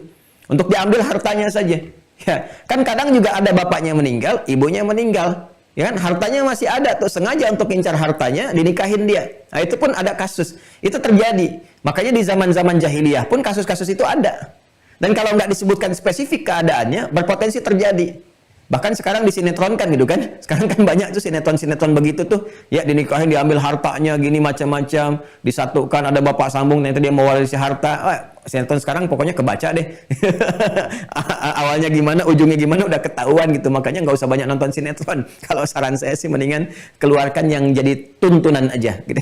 Nah, kalau sinetronnya jadi tuntunan ya nggak apa-apa, contoh-contoh dan sebagainya dan seterusnya. Kalau memang itu memberikan manfaat, kalau tidak lebih baik ngaji, baik baca-baca kitab dan sebagainya. Ya, banyak ikatan surga belum ada, ikatan cinta udah banyak, tapi ikatan surga itu belum pasti gitu. Lebih baik menyiapkan ikatan surga dengan cara yang baik. Ya, baik, kembalikan teman-teman sekalian. Ada yang begitu. Nah, makanya di zaman jahiliyah itu begitu ada ayat-ayat larangan mengeksploitasi, di bahasa kerennya, mengeksploitasi harta anak yatim itu turun, insan beriman khawatir terjebak pada kebiasaan tradisi jahiliyah. Yang sudah beriman itu, makanya butuh spesifik bagaimana ya Rasulullah, itu pada khawatir tuh. Itulah iman luar biasa itu. Iman tuh kalau sudah nyampe ke hati, Allahu Akbar, udah itu luar biasa deh. Udah nyampe ke hati itu, semua yang baik tuh keluar. Jadi hati-hati betul, yang kaya yang ini hati-hati. Jadi gimana nih, aduh yang saya nikahin juga ternyata anak yatim nih, saya takut hartanya bercampur dengan saya gitu kan, dan sebagainya. Itu sampai begitunya. Ya, sampai begitunya. Ya, padahal nanti di ayat-ayat sebelumnya kalau kita balik kan ke dari rangkaian ayat kedua, wa atul yatama amwalahum wa la tatabaddalu khabitha bit thayyib, dan wa la ta'kulu amwalakum ila amwalihim innahu kana huban kabira, kan? Dan perhatikanlah anak yatim dengan baik, serahkan hartanya, jangan dieksploitasi, ya, atau jangan engkau campurkan harta dia dengan harta engkau hanya untuk mengambil hartanya saja. Kadang-kadang diambil, ya, dicampurkan, tapi untuk diambil yang punya dia yang lebih banyak. Jangan lakukan itu, kata Allah Subhanahu wa taala, itu potensial dosa besar, mengantarkan pada neraka sair. Lalu kalau dia beranjak dewasa, ya sudah mulai matang, berikan, apalagi sudah nikah, di ayat ke-6-nya. Wa in anastum minhum rusydan fadfa'u ilaihim amwalahum. Kan kalau mereka sudah mulai ada kematangan, apalagi sudah nikah dan sebagainya, kalau engkau mengelola mereka, merawat mereka, berikan hartanya. Ya, kalau memang sedang merawat itu ada kebutuhan, ya memang kita juga misalnya dalam kondisi butuh, nggak punya, nggak apa, dan dititipkan anak yatim itu. Ini anak kakak saya dititipkan, kakak saya kaya, cuman sayanya nggak punya keadaan seperti dia, untuk kehidupan pribadi pun susah misalnya, ya. Itu ada toleransinya. Ya, faman kana ghaniyan falyasta'fif, kalau kaya, ya, maka jangan sentuh tuh harta anak itu. Tapi kalau dia misalnya faman kana faqira, memang fakir, keadaannya butuh, ya, dan nggak ada apa-apa, maka silahkan bisa dapatkan itu dengan cara yang ma'ruf. Ma'ruf itu dengan cara yang benar. Contoh misalnya untuk kebutuhan dia juga nggak punya cara lain untuk memperhatikan, sehingga ada peluang-peluang untuk bekerja atau dengan yang lainnya tidak bisa dilakukan. Maka untuk makan dia bisa dimakan bersama-sama dengan cara yang bersamaan. Ya, dia makan, kita juga makan dari harta dia sama-sama, itu nggak apa-apa. Ya, sebatas untuk memberikan kekuatan pada pengelola supaya merawat dia lagi dengan cara yang baik. Itu boleh. Itu boleh, ya. Jadi dia ada harta, kemudian dijadikan misalnya makanan, makan bareng-bareng, supaya yang makan juga yang merawat punya kekuatan untuk merawat dia lagi. Itu boleh, tapi dengan cara yang ma'ruf, tidak melebihi batas, ya. Jangan sampai nih makan nak ya, kita juga makan. Cuman kalau kami ayam, kamu tempe, misalnya kan. Kalau kami digoreng, kamu direbus aja, karena minyak goreng lagi langka sekarang, penghematan, bisa gitu kan. Nah, itu nggak boleh. Ya, itu haram hukumnya, itu terancam dengan neraka sa'ir, digoreng tuh nanti di neraka sa'ir, dibakar sampai hangus, ya. Itu yang tidak diperkenankan. Nah, jadi ini kasus sampai begini, sampai yang nikah dengan anak yatim pun, ya, jadi dia dari yatim kemudian setelah baligh nikah dengan itu dan bawa harta, itu saking takutnya, takut bercampur itu. Padahal kalau sudah dibawa kan bersama-sama dikelola itu, tapi takut tercampuri. Itu sampai turun ayat An-Nisa ayat ketiga. Ya, nanti ibu ngajinya yang betul, Bu, ya. Kalau nggak betul, jangan salah, jangan nentang ayatnya gitu kan. Ini persoalannya tidak ada pengajiannya tersendiri, ada babnya tersendiri kan. Ya. Wa in khiftum alla tuqsitu fil yatama fankihu ma taba lakum minan nisa'i mathna wa thulatha wa ruba'. Ya, ada fenomena yang sangat dahsyat pada masa itu. Saya takut saya bercampur hartanya dengan ini, nggak bisa merawat dengan baik. Dan di sisi lain juga ada anak-anak yatim yang juga perlu dirawat. Kata Allah, kalau kamu mau berbuat saleh, ya kan, merawat dengan baik anak yatim dan menjauhi hartanya dengan cara yang tidak benar, kalau kamu misalnya ada orientasi seperti itu, boleh ini. Ada misalnya menikah, ada 1, 2, atau 3, atau 4, ya, tapi dengan batas-batas keadilan yang benar. Kalau tak mampu dan nggak ada motifnya, jangan lakukan. Ya, nah, cukup dengan 1 saja untuk jadi pendamping hidupmu dalam kehidupanmu berumah tangga, dan sikapi dengan cara yang adil dan dengan cara yang benar. Jadi itu ada babnya tersendiri. Nanti kalau udah masuk kepada ayat dimaksud, ya, misalnya tentang bab poligami, bab ini, itu dipelajari dengan baik supaya tahu hukumnya. Ini tahu hukum begini, ya. Jangan sampai keluar kampanye hal-hal yang tidak tepat. Hati-hati ya, hati-hati gitu. Karena ini pembahasannya memang terlihat seperti sensitif. Karena apa? Karena nggak tahu fikihnya. Kalau ngerti fikih itu biasa-biasa aja. Ya, karena dan ini hati-hati. Kadang-kadang ayatnya dipakai pada cara yang tidak tepat juga. Udah alasan untuk nikah lagi, poligami, sunnah ada dalam Al-Quran. Itu sunnahnya itu bagaimana diikatnya, hukumnya seperti apa? Nggak sembarangan, bukan memenuhi syahwat semata, tidak. Ada turunan-turunan fikih di dalamnya.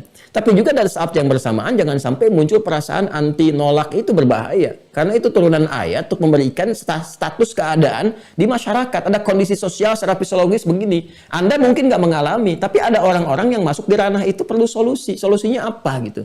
Ya. Dan tidak semua orang itu bisa menjadi solutor. Tidak. Nggak semua orang punya keadaan yang sama misalnya. Mungkin ada yang cocok begini, ada yang belum tepat begini. Sekalipun tahu fikihnya, tapi secara kondisi keadaan dirinya belum memenuhi, itu tidak terpenuhi unsurnya. Ya, jelas ya? Baik. Kenapa pada diam? Balik ya, balik lagi. Ini saya kasih contoh gitu, terapan-terapan ini. Saya ingin balik kepada spiritnya. Jadi, saking mereka khawatirnya, ya, saking khawatirnya dengan ancaman-ancaman ketika pulang dan khawatir berbuat salah, itu sampai luar biasanya minta solusi yang kuat kepada Allah. Ya Allah, solusinya apa? Ya Allah, solusinya apa? Bagaimana memuliakan mereka? Bagaimana kemudian menjaga diri supaya tidak terlibat makan harta anak yatim? Akhirnya apa yang terjadi? Muncul ayat-ayat.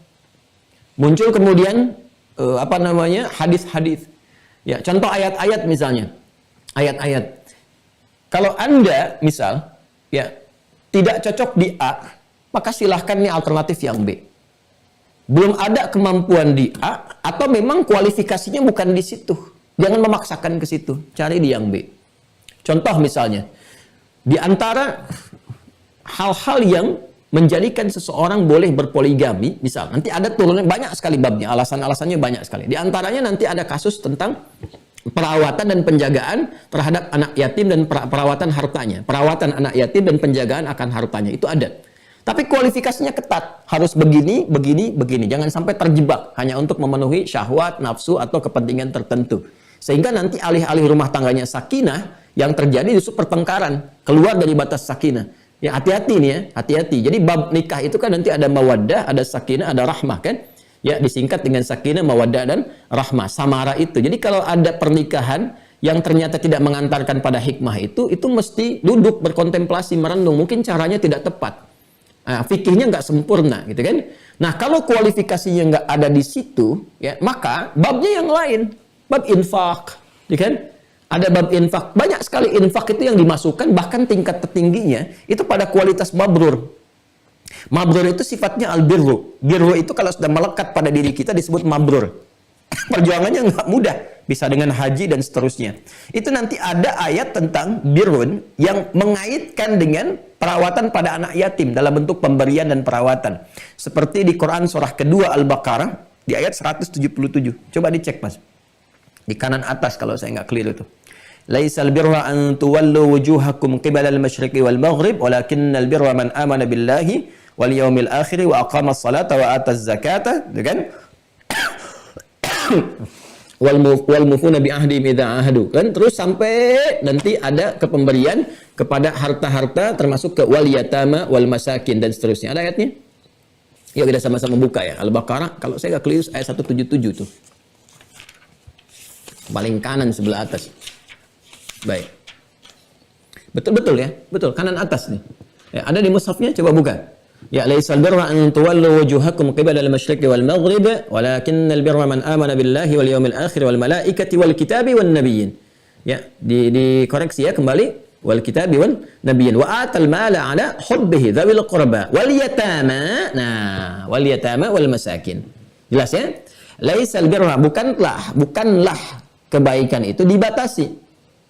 Ya, antuwallu wujuhakum qibala al-masyriqi wal maghrib, dibatasi pada persoalan misalnya salat saja menghadap ke arah kiblat, baik nanti ada yang mengarahnya ke barat ataupun ke timur. Kalau kita di timur kan sekarang arahnya ke barat, kan? Yang di barat kan arahnya ke timur, ya. Itu kan Ka'bah itu kan posisinya di tengah-tengah dunia. Jadi kalau kita belajar geografi, ya kemudian kita lihat letak dunia itu Ka'bah itu tepat, Mekah itu posisinya tengah dunia. Tengah dunia. Ya, makanya ketika berpindah khazanah keilmuan dunia itu ke barat, ya ke barat, khususnya setelah di abad ke-15 akhir ya, awal abad ke-16, 1492 itu, ya ketika nanti Isabella bersatu dengan Ferdinand, kemudian Paus Fransiskus pada masa itu membelah dunia menjadi dua, barat dengan timur, dan menerapkan nanti misi 3G. Ya sekarang sudah 4G ya. Ya, bahkan udah ada 5G ya. Dulu masih 3G itu, God, Glory, and Gospel. God, Glory, and Gospel. Ya, dan itu misi ekspansi sebetulnya. Ya, kalau makanya kita sebutnya penjajahan. Ya, coba lihat kan kita pernah dijajah Belanda kan? Dijajah Belanda, Portugis. Itu Portugis ketika datang itu punya dekrit itu. Ya, siapa yang memberikan dekritnya? Baca dalam sejarah. Dia keluar itu kan mencari 3 hal. Gold, mencari rempah-rempah. Kalau ke kita emas kumpulin emas, ya. Emas, makanya di kita itu emasnya banyak sekali. Ya, ada kan emas itu dikenal tuh yang kuning, emas hitam dan sebagainya. Banyak hal dulu yang didapatkan rempah-rempah karena yang viral ke Eropa rempah-rempah. Tapi nanti, ini ada kisah lagi nih. Oh, kalau kita belajar sejarah tuh enak belajarnya itu. Ya, dalam pencarian itu mereka menemukan tuh dokumentasi-dokumentasi di beberapa tempat, terutama di alam Indonesia ada kandungan mineral yang tinggi dan itu nanti akan dieksplorasi kemudian hari. Ya, itu yang di privat itu teman-teman sekalian didapatkan catatannya. Itu dari catatan dulu orang-orang Belanda yang punya catatan, ditemukan dan di perpustakaan Belanda catatan itu dan dikembangkan risetnya. Ada riset tentang kopi. Ya kopi itu luar biasa. Kopi kan Paris Panjapa itu kan dari kopi. Kemudian teh dan seterusnya. Itu luar biasa. Kalau cerita banyak tuh itu terlalu dalam, tapi jadi khazanah literasi yang sangat luas, terutama untuk kesadaran bagi kita bagaimana mensyukuri nikmat Allah yang diberikan kepada kita bangsa Indonesia. Itu alamnya luar biasa. Ya, itu Belanda itu bisa maju sampai sekarang itu hanya dari bagian alam tertentu dari Indonesia pada masa itu masih Nusantara. Gitu. Dari kopi aja bisa bikin begitu, dari teh bisa bikin begitu tuh. Ya, makanya di Eropa itu kopi nilainya tinggi. Satu cup tuh satu cangkir itu bisa berapa dolar tuh, 5 sampai $20. Ya, kok bisa di kita itu 5.000 dapat 5 bonus 1 gitu. Itu dapat bagian apanya tuh? Ya, makanya hati-hati tuh ya.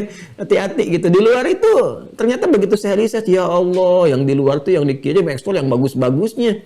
Kita ke bagian yang luar-luarnya gitu. Kan teh juga begitu. Ya, jangan dikira kita dapat yang bagusnya, tidak. Kalau kita lihat tuh kok yang baik-baiknya pergi keluar. Makanya di dalam tuh pastikan kualitas bagus gitu ya. Kenapa nyambung ke situ? Ayo balik sih ke sini. Nah, jadi orientasinya bukan cuman sholat merasa cukup, tidak. Mesti ada pembuktian dari cara sholat yang benar itu seperti apa. Ya, jadi ibadah ritual itu selalu punya nilai sosial. Nilai sosialnya apa? Ya, jadi bukan jangan cukupkan sholat saya udah bagus nih, tapi nilai sosialnya jelek. Makanya di hadis Muslim itu ada orang rajin sholat, kelihatan benar rajin, tapi punya masalah sosial. Dengan tetangganya nggak baik, suka saling mencela, saling menghina, kadang-kadang provokasi, berselisih, sampai ada yang menumpahkan darah. Itu masuk neraka itu. Ketika ditimbang kok ternyata bangkrut, amal baiknya tipis, ditutup oleh amal salahnya yang jeleknya, masuk neraka. Disebut muflis namanya di hadis Muslim itu dari sahabat Abu Hurairah. Tuh hadza min hasanati wa hadza min hasanati. Fa in faniyat hasanatu, ambil kebaikan tutup kejelekan, ambil kebaikan tutup kejelekan. Ketika habis kebaikannya, sisa kejelekannya. Faturiha finnar, maka dilemparkan ke dalam neraka. Ternyata di dunianya kelihatan seperti salat, ya. Ya'ti yaumal qiyamati bi sholatin wa siyamin wa zakatin. Cuman sayang, wa ya'ti qad syatama hadza wa qadhafa hadza wa daraba hadza wa safaka dama hadza. Kan suka berselisih, suka berkelahi, suka nuduh orang, kadang-kadang menumpahkan darah. Nah, itu bahaya gitu yang semacam itu. Nah, balik ke sini, karena itu pancaran dari ibadah kita itu menyembah Allah, salat lewat ibadah ritual mesti ada pancaran sosialnya. Apa itu? Walakinnal birra man amana billahi wal yaumil akhir. Ya, orang baik yang sejati itu, real. Ya, yang real, yang sejati itu adalah orang yang mengerjakan semua perbuatannya karena Allah, karena iman. Ya, dan dia siapkan untuk bekal pulang. Ya, jadi proyeksi amal soleh itu proyeksi akhirat, bukan dunia. Dunia itu cuma ikut aja. Ya, sebagai misi. Tapi proyeksinya proyeksi akhirat untuk pulang gitu. Nah, ketika orang punya proyeksi akhirat, maka semua ibadah itu akan terpancar, semua manfaatnya luas, 4 bidang. Nanti ada ritualnya, keyakinannya, imannya disebut dengan akidah, latihan ritualnya disebut dengan ibadah, pancaran sosialnya muamalah, hiasannya disebut dengan akhlak. Itu 4 bagian itu. Nah, apa latihan yang bisa menjadikan kita mendapatkan 4 bagian itu? Ini dia, wa'atal mal. Misal pancaran sosialnya, orang yang sholatnya benar, itu akan berdampak kepada pengelolaan hartanya. Begitu dia kelola hartanya, dia akan bagi. Ini nanti lain kali kita belajar fikih harta ya. Harus pandai melihat, memanage harta itu seperti apa. Kan awalnya begini, harta itu kalau Allah sudah kasih, maka yang pertama dilakukan adalah melihat kebutuhan diri dan keluarga terdekat. Jadi untuk kita cukup nggak di keluarga nih? Dilihat, apa kebutuhan per bulannya berapa? Anak-anak seperti apa? Dan sebagainya. Terus kalau sudah terpenuhi, lalu disimpan misalnya untuk hal-hal tertentu yang memang sudah real, ada kebutuhan di masa depan, segini misalnya. Nah, itu lebihnya dari situ yang Allah titipkan, itu bukan hak kita. Ya, ingat ya, boleh jadi itu titipan kepada kita, yang sebetulnya titipan itu hak kitanya hak akhirat. Tapi peluang dunianya harus dikreasikan untuk orang lain.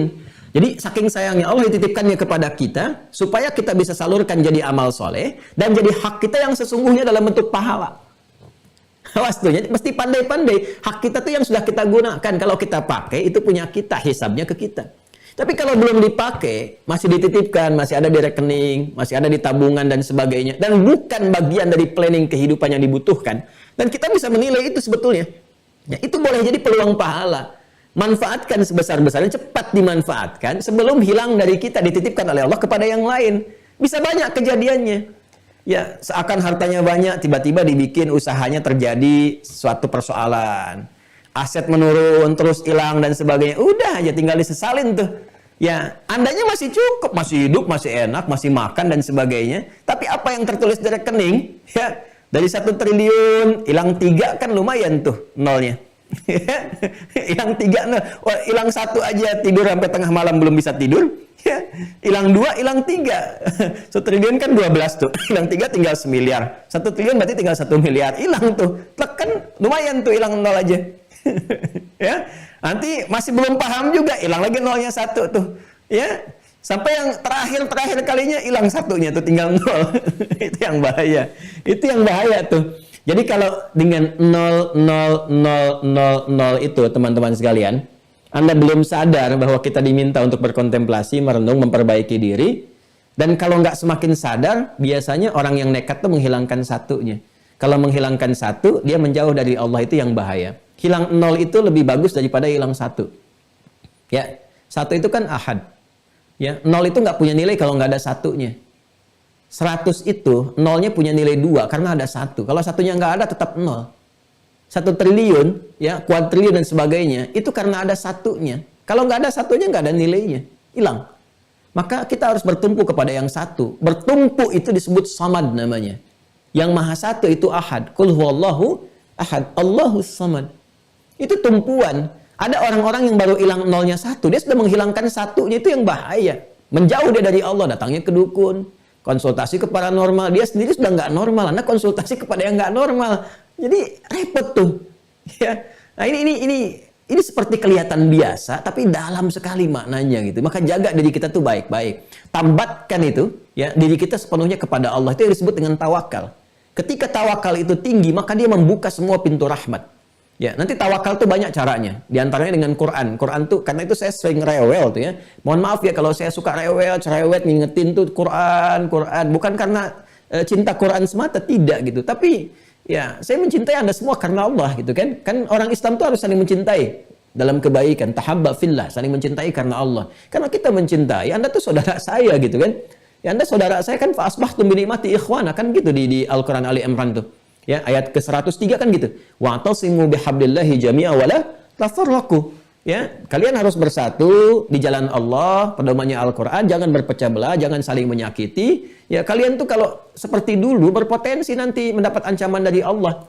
Ya, ala syafa hufratin minan nari fa'anqadhakum minha. Maka apa yang harus terjadi? Dengan nikmat Allah kita dipersatukan, fa asbahtum bi ni'mati ikhwana. Karena nikmat Allah kita bersaudara dalam kebaikan. Nah, saudara itu harus berpikir positif, harus mencintai saudaranya. Di antara sikap cinta itu adalah menjaga dari potensi-potensi buruk yang mungkin terjadi. Makanya ngingetin, jangan begini ya, jangan begitu ya. Ya, kenapa keluarga sangat dicintai dan ketika ada yang berbahaya kita larang? Karena cinta, karena perhatian gitu kan. Nah, ulama itu tugasnya ke situ. Ulama itu bukan hanya membimbing, tapi membimbing dengan rasa cinta, membimbing dengan perhatian yang dalam. Makanya ada doa, ada perhatian. Ya, kadang dibuktikan lewat apa? Basyira wa nadhira. Karena warisan Nabi kan cuma 2 itu.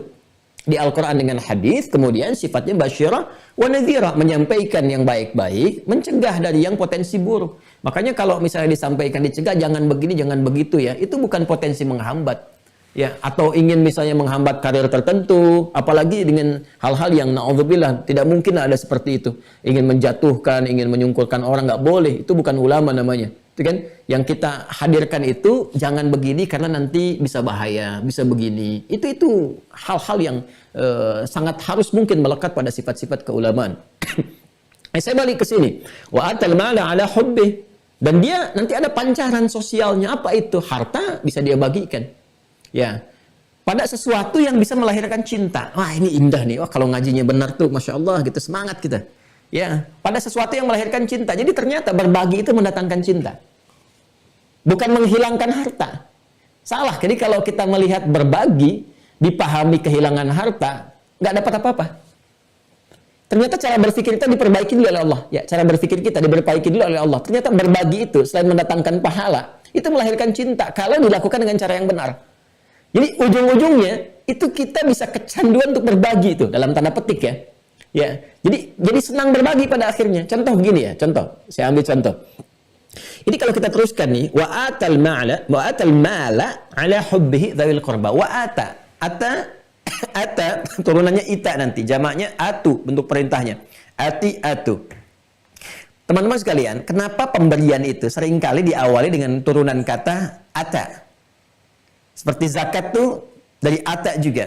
Kalimat ata dan bentuk jama, bentuk perintah pertama kali di Al-Baqarah ayat 43. Wa aqimus salata wa atuz zakah.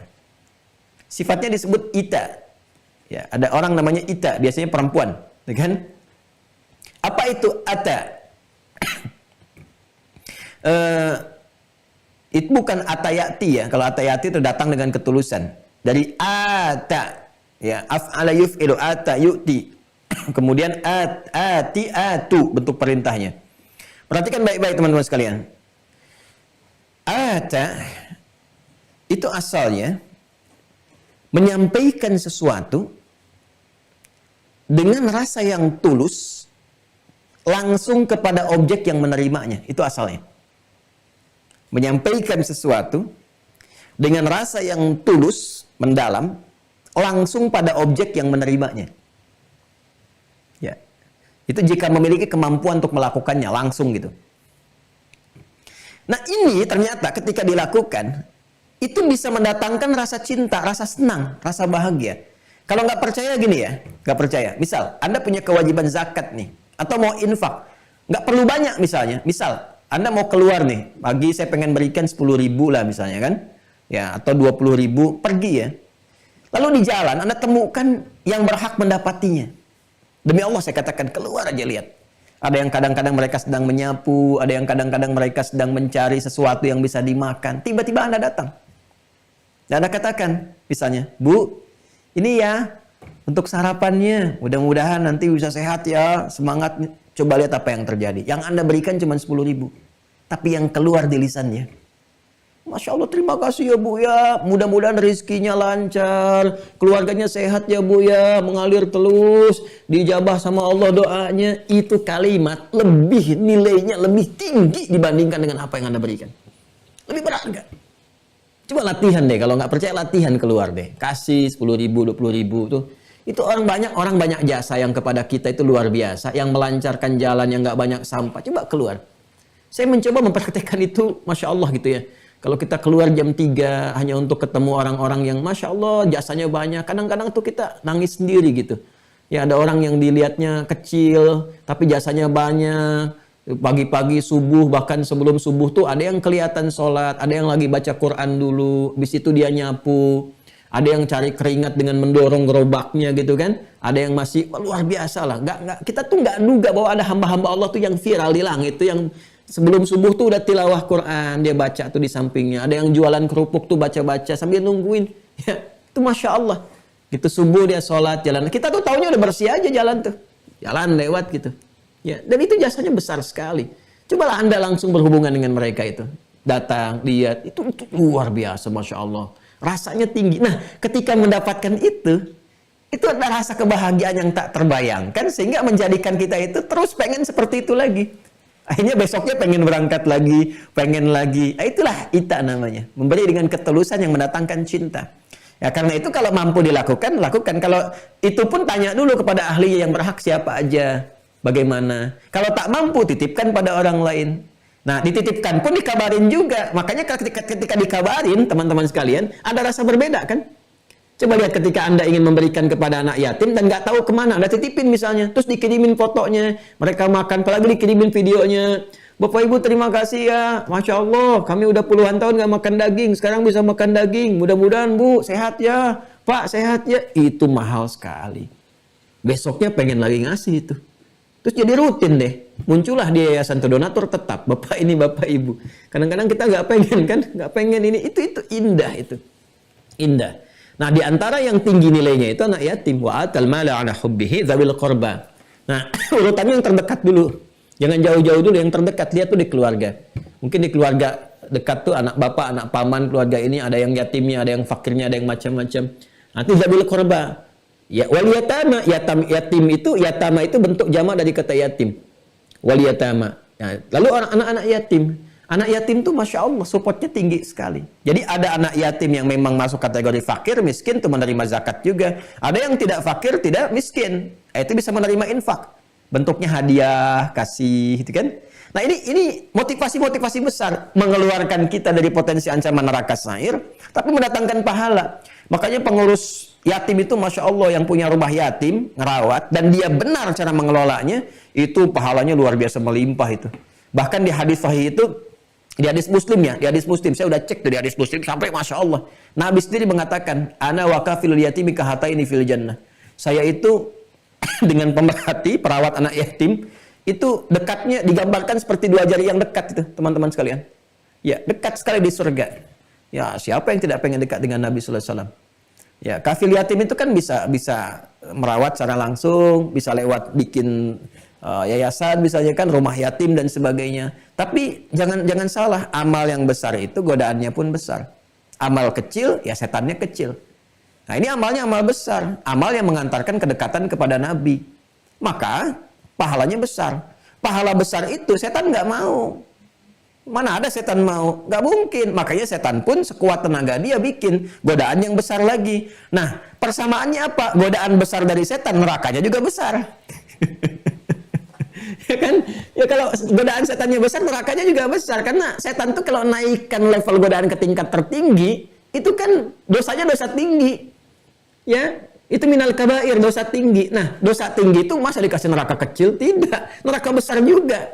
Ya, makanya orang-orang mengelola yatim dengan benar, tinggi apresiasinya. Tapi kalau disalahgunakan atau mengeksploitasi mereka, maka tinggi pula ancamannya. Ya, ini bagian ketiga yang ada sentuhan dalam kehidupan. Hati-hati, neraka sa'ir itu ada 3 golongan. 1, penentang Allah dan Rasulnya. Dan yang paling bahaya, orang Islam hati-hati, jangan ada sifat nifak, munafik jauhin. Ya, kalau ada di sekitaran kita terlihat tandanya, doain. Ya, kemudian tunjukkan jalan yang benar. Pengikut setan, ya kebiasaan mengerjakan yang buruk-buruk, atau yang bahaya itu deklarasi langsung. Ya, golongan pengikut setan misalnya gini, aliran ini, itu yang paling bahaya tuh. Makanya belajar fikih setan supaya tahu kebiasaan setan itu apa. Memang tidak langsung pengikut setan, tapi kebiasaannya itu bikin kelompok yang setan senangi. Itu bahaya juga, neraka sa'ir tuh. Yang ketiga potensial adalah perampas harta anak yatim. Nanti ayatnya banyak sekali. Ada yang disandingkan dengan infak kepada orang tua, nilainya itu disamakan. Itu di Al-Baqarah ayat 215. Yas'alunaka madza yunfiqun qul ma anfaqtum min khairin falil walidaini wal aqrabin wal yatama wal masakin. Ya, wa ma tunfiqu min khairin wa ma taf'alu min khairin fa innallaha bihi alim. Quran surah kedua Al-Baqarah ayat 215. Ya, ada ayatnya paling kanan sebelah bawah. Yas'alunaka madza yunfiqun qul ma anfaqtum min khair falil walidain. Nah, ini juga penting saya sampaikan nih. Kalau mau infak ke anak yatim, ya seperti halnya infak kepada kedua orang tua, kan, itu harus dari yang terbaik, kualitas terbaik. Ya, kalau makanan kasih yang paling baik, sesuai dengan kemampuan harta kita. Jadi saya punya 20.000 nih, mau ngasih untuk anak yatim. 20.000 itu pengen saya kreasikan jadi makanan. Cari yang paling enak dengan anggaran 20.000. Gitu, ya. Nah, itu yang terbaik, min khair, kalimatnya yang paling bagus. Ya, jadi kalau ada yang baik-baik, makanya lihat juga kelebihan diri kita itu apa yang Allah titipkan kepada kita sebagai amanah, nanti kreasikan. Nah, itu gambarannya teman-teman sekalian ya. Itu indah deh ya kalau kita mau satu-satu. Makanya saya sering mencoba untuk menasehati diri sendiri dan ngajak teman-teman gitu ya supaya kalau ada yang baik tuh semua harus merasakan kebaikannya. Keluarin tuh potensi amal tuh apa aja. Di sholat ada apa? Kan di interaksi Quran ada apa? Secara sosial gimana? Terus kita coba lakukan tuh pelan-pelan. Itu Masya Allah gitu. Masya Allah. Kita kalau sedang dengan teman-teman care itu, kan kita ada care. Ya, care nanti, Masya Allah itu sekarang Alhamdulillah sudah menjangkau hampir seluruh Indonesia, karena kita kan bangun silaturahim juga. Ya, jadi kalau ada kejadian tempat tertentu, mitigasi dulu. Kadang-kadang ada hoax juga yang menyebar, kayaknya butuh perhatian, begitu dilihat di lapangan, ternyata cuma begini saja gitu, sudah selesai. Nah ini makanya juga kata Nabi nih, kembali lagi ke akhir zaman nih. Hadis akhir zaman. Dan Nabi di akhir zaman tuh nanti ya, ulamanya sedikit.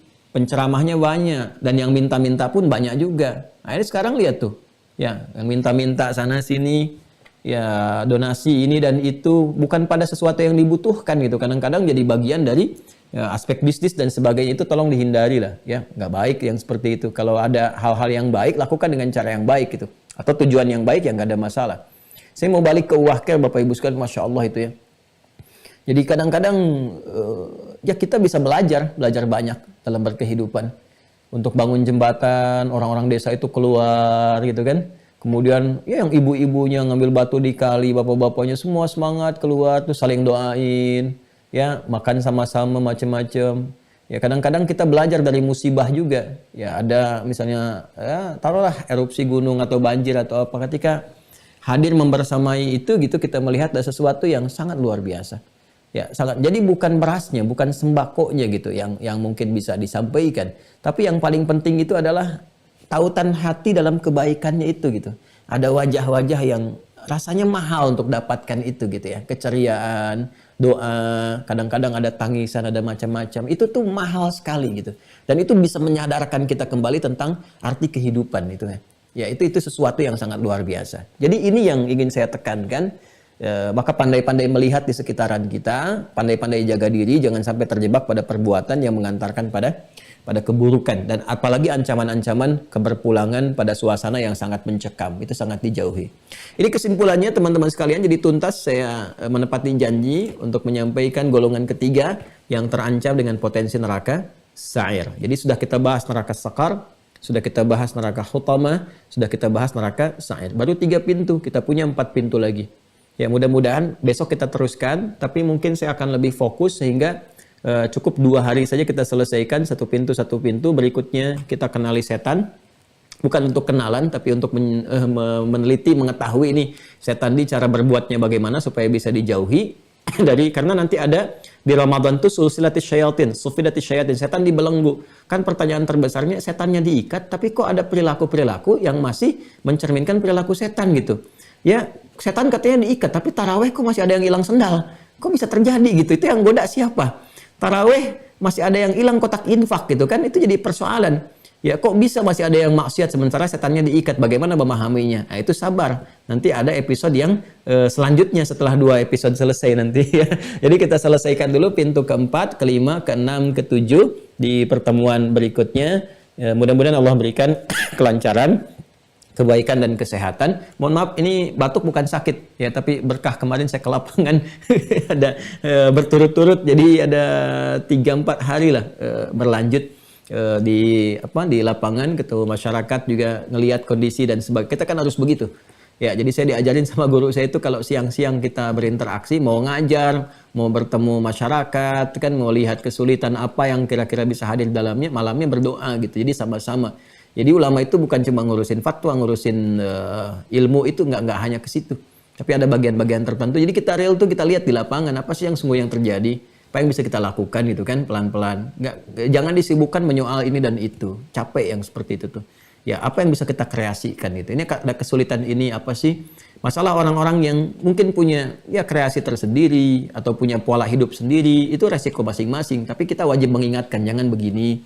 Nanti begini, itu tanggung jawab kalau saya nggak lakukan, salah sayanya gitu. Dihisab di hadapan Allah, kita bagaimana cara pulangnya, kan? Nah, tapi cara menyampaikan pun kan diatur oleh Al-Quran. Seperti ini caranya, jangan menyakiti orang lain juga, jangan begini juga. Kita ingin mengerjakan yang ma'ruf, tapi dengan cara yang mungkar kan salah juga, kan? Ada tipikal-tipikal yang mesti kita jelaskan dengan baik. Alhamdulillah teman-teman, yang pertama, saya kemarin ke beberapa hal ya, saya mau cerita sedikit saja untuk menutup pertemuan kita, untuk motivasi ya. Alhamdulillah kita juga menyapa warga binaan tuh yang kadang-kadang jarang perhatian, dan saya sangat berbahagia luar biasa. Berita baiknya sekarang tuh sudah ada pesantren-pesantren di lapas itu, Masya Allah. Ya di warga-warga binaan saudara-saudari kita itu sudah punya pesantren sekarang, dan pesantren itu diantara programnya menghafal Quran. Ya, dan itu luar biasa gitu. Ya sudah dibikin, nggak susah nyari santrinya, sebab santrinya udah ada di situ semua gitu. itu diantara programnya menghafal Quran. Saya begitu bahagia ketika ketemu dengan salah satu pengelolanya dan bertanya gitu kan, gimana yang sudah menghafalnya? Itu sudah ada 5 orang yang hafal Quran 30 juz. Masya Allah. Terus ada lagi yang lainnya 20 juz, 15 juz, 10 juz. Udah luar biasa gitu. Saya mau katakan begini gitu ya. Sekarang orang-orang itu sudah mendekat pada kebaikan. Jadi yang kadang terlihat dari luar itu orang dihukum, orang begini, ternyata mereka itu sedang diberikan kemuliaan oleh Allah untuk berubah. Ada penghafal Quran, ada yang rajin sholat, ada yang tobat di sana. Jadi Anda bisa bayangkan orang-orang yang terlihat seperti terisolasi, ternyata dia sedang bertobat. Kenapa orang di luar banyak berbuat maksiat? Orang-orang yang sedang terlihat di dalam, ternyata dia sedang menghafal Quran, sedang berbuat baik, merubah dirinya dan sebagainya. Ya, mungkin teman-teman belum tahu, ada orang-orang juga yang divonis, ya perempuan yang kurang bagus, keluyuran malam, sekarang sudah menghafal Quran. Dan banyak di antara mereka yang sudah hafal 1 juz, 2 juz, dan itu sangat luar biasa gitu. Ya, nah ini ada itu, kemudian kita berkunjung ke lahan pesantren. Alhamdulillah teman-teman, Masya Allah, saya udah lihat tuh. Udah cukup baik ya. Nanti kita akan tampilkan videonya untuk update ke teman-teman sekalian. Sekaligus saya ingin tunjukkan wakaf-wakaf Anda tuh ada di mana aja gitu. Ini. Terus jadinya nanti seperti apa. Ini sudah bertahap. Bulan ini selesai teman-teman. Untuk bagian infrastruktur itu bawahnya tanah udah rata, udah disiapkan plot-plotnya, spot-spotnya udah siap. Nanti insya Allah setelah Ramadan mulai membangun tahap yang kedua. Nah, jadi kalau wakaf yang pertama, teman-teman masih ada peluang nih sampai akhir bulan ini. Karena nanti Ramadan akan off sebentar untuk mematangkan semuanya. Kan nunggu tuh semua perkuat dulu, rapi dulu, baru setelah itu dinaikkan tahap kedua untuk pembangunan. Jadi alhamdulillah kita akan sampaikan ke teman-teman sampai karena ini milik kita bersama bukan milik saya. Jadi saya ini dan saya tidak pernah minta donasi. Ingat ya, jangan salah, saya nggak minta donasi nih. Saya cuma nyampaikan peluang wakaf bagi yang pengen karena bukan punya saya.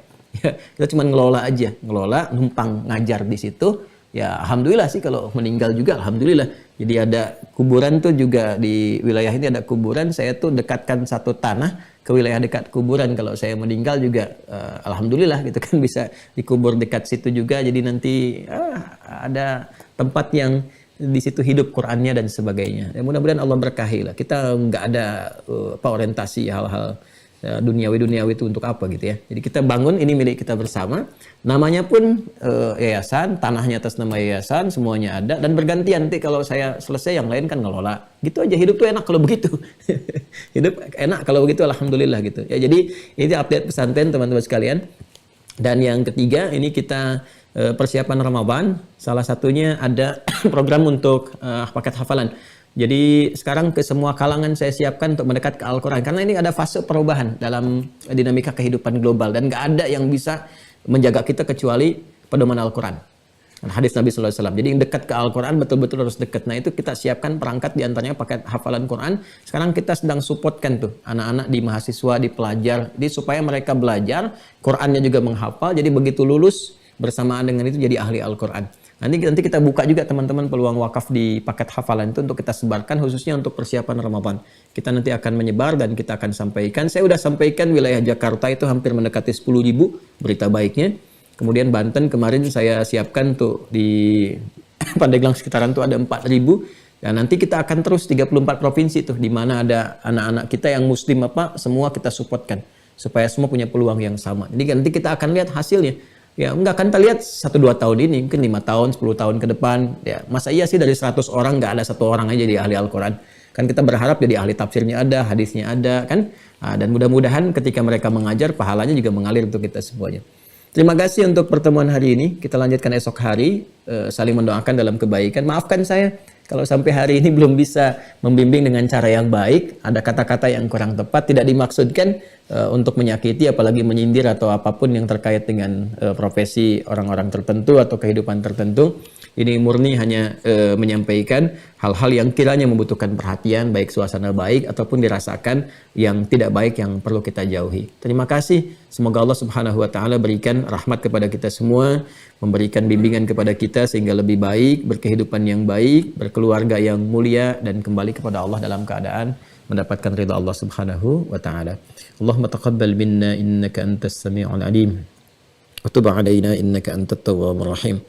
Allahumma ja'alna ya Allah ممن يعوذ بك من عذاب جهنم ومن عذاب السعير يا أرحم الراحمين إنا نعوذ بك يا الله من مخالفتك ومخالفة رسولك سيدنا محمد صلى الله عليه وسلم اللهم إنا نعوذ بك من همزات الشياطين ونعوذ بك أن يحضرون اللهم إنا نعوذ بك يا الله اللهم إنا نعوذ بك يا الله من أكل مال اليتيم ظلما يا أرحم الراحمين اللهم اجعلنا من كفالة الأيتام اللهم اجعلنا من كفالة الأيتام اللهم اجعلنا يا الله من كفالة الأيتام وصلى الله على سيدنا محمد وعلى آله وصحبه أجمعين ربنا آتنا في الدنيا حسنة وفي الآخرة حسنة وقنا عذاب النار بفضلك سبحان ربك رب العزة عما يصفون وسلام على المرسلين سبحانك اللهم وبحمدك أشهد أن لا إله إلا أنت نستغفرك ونتوب إليك والحمد لله رب العالمين السلام عليكم ورحمة الله وبركاته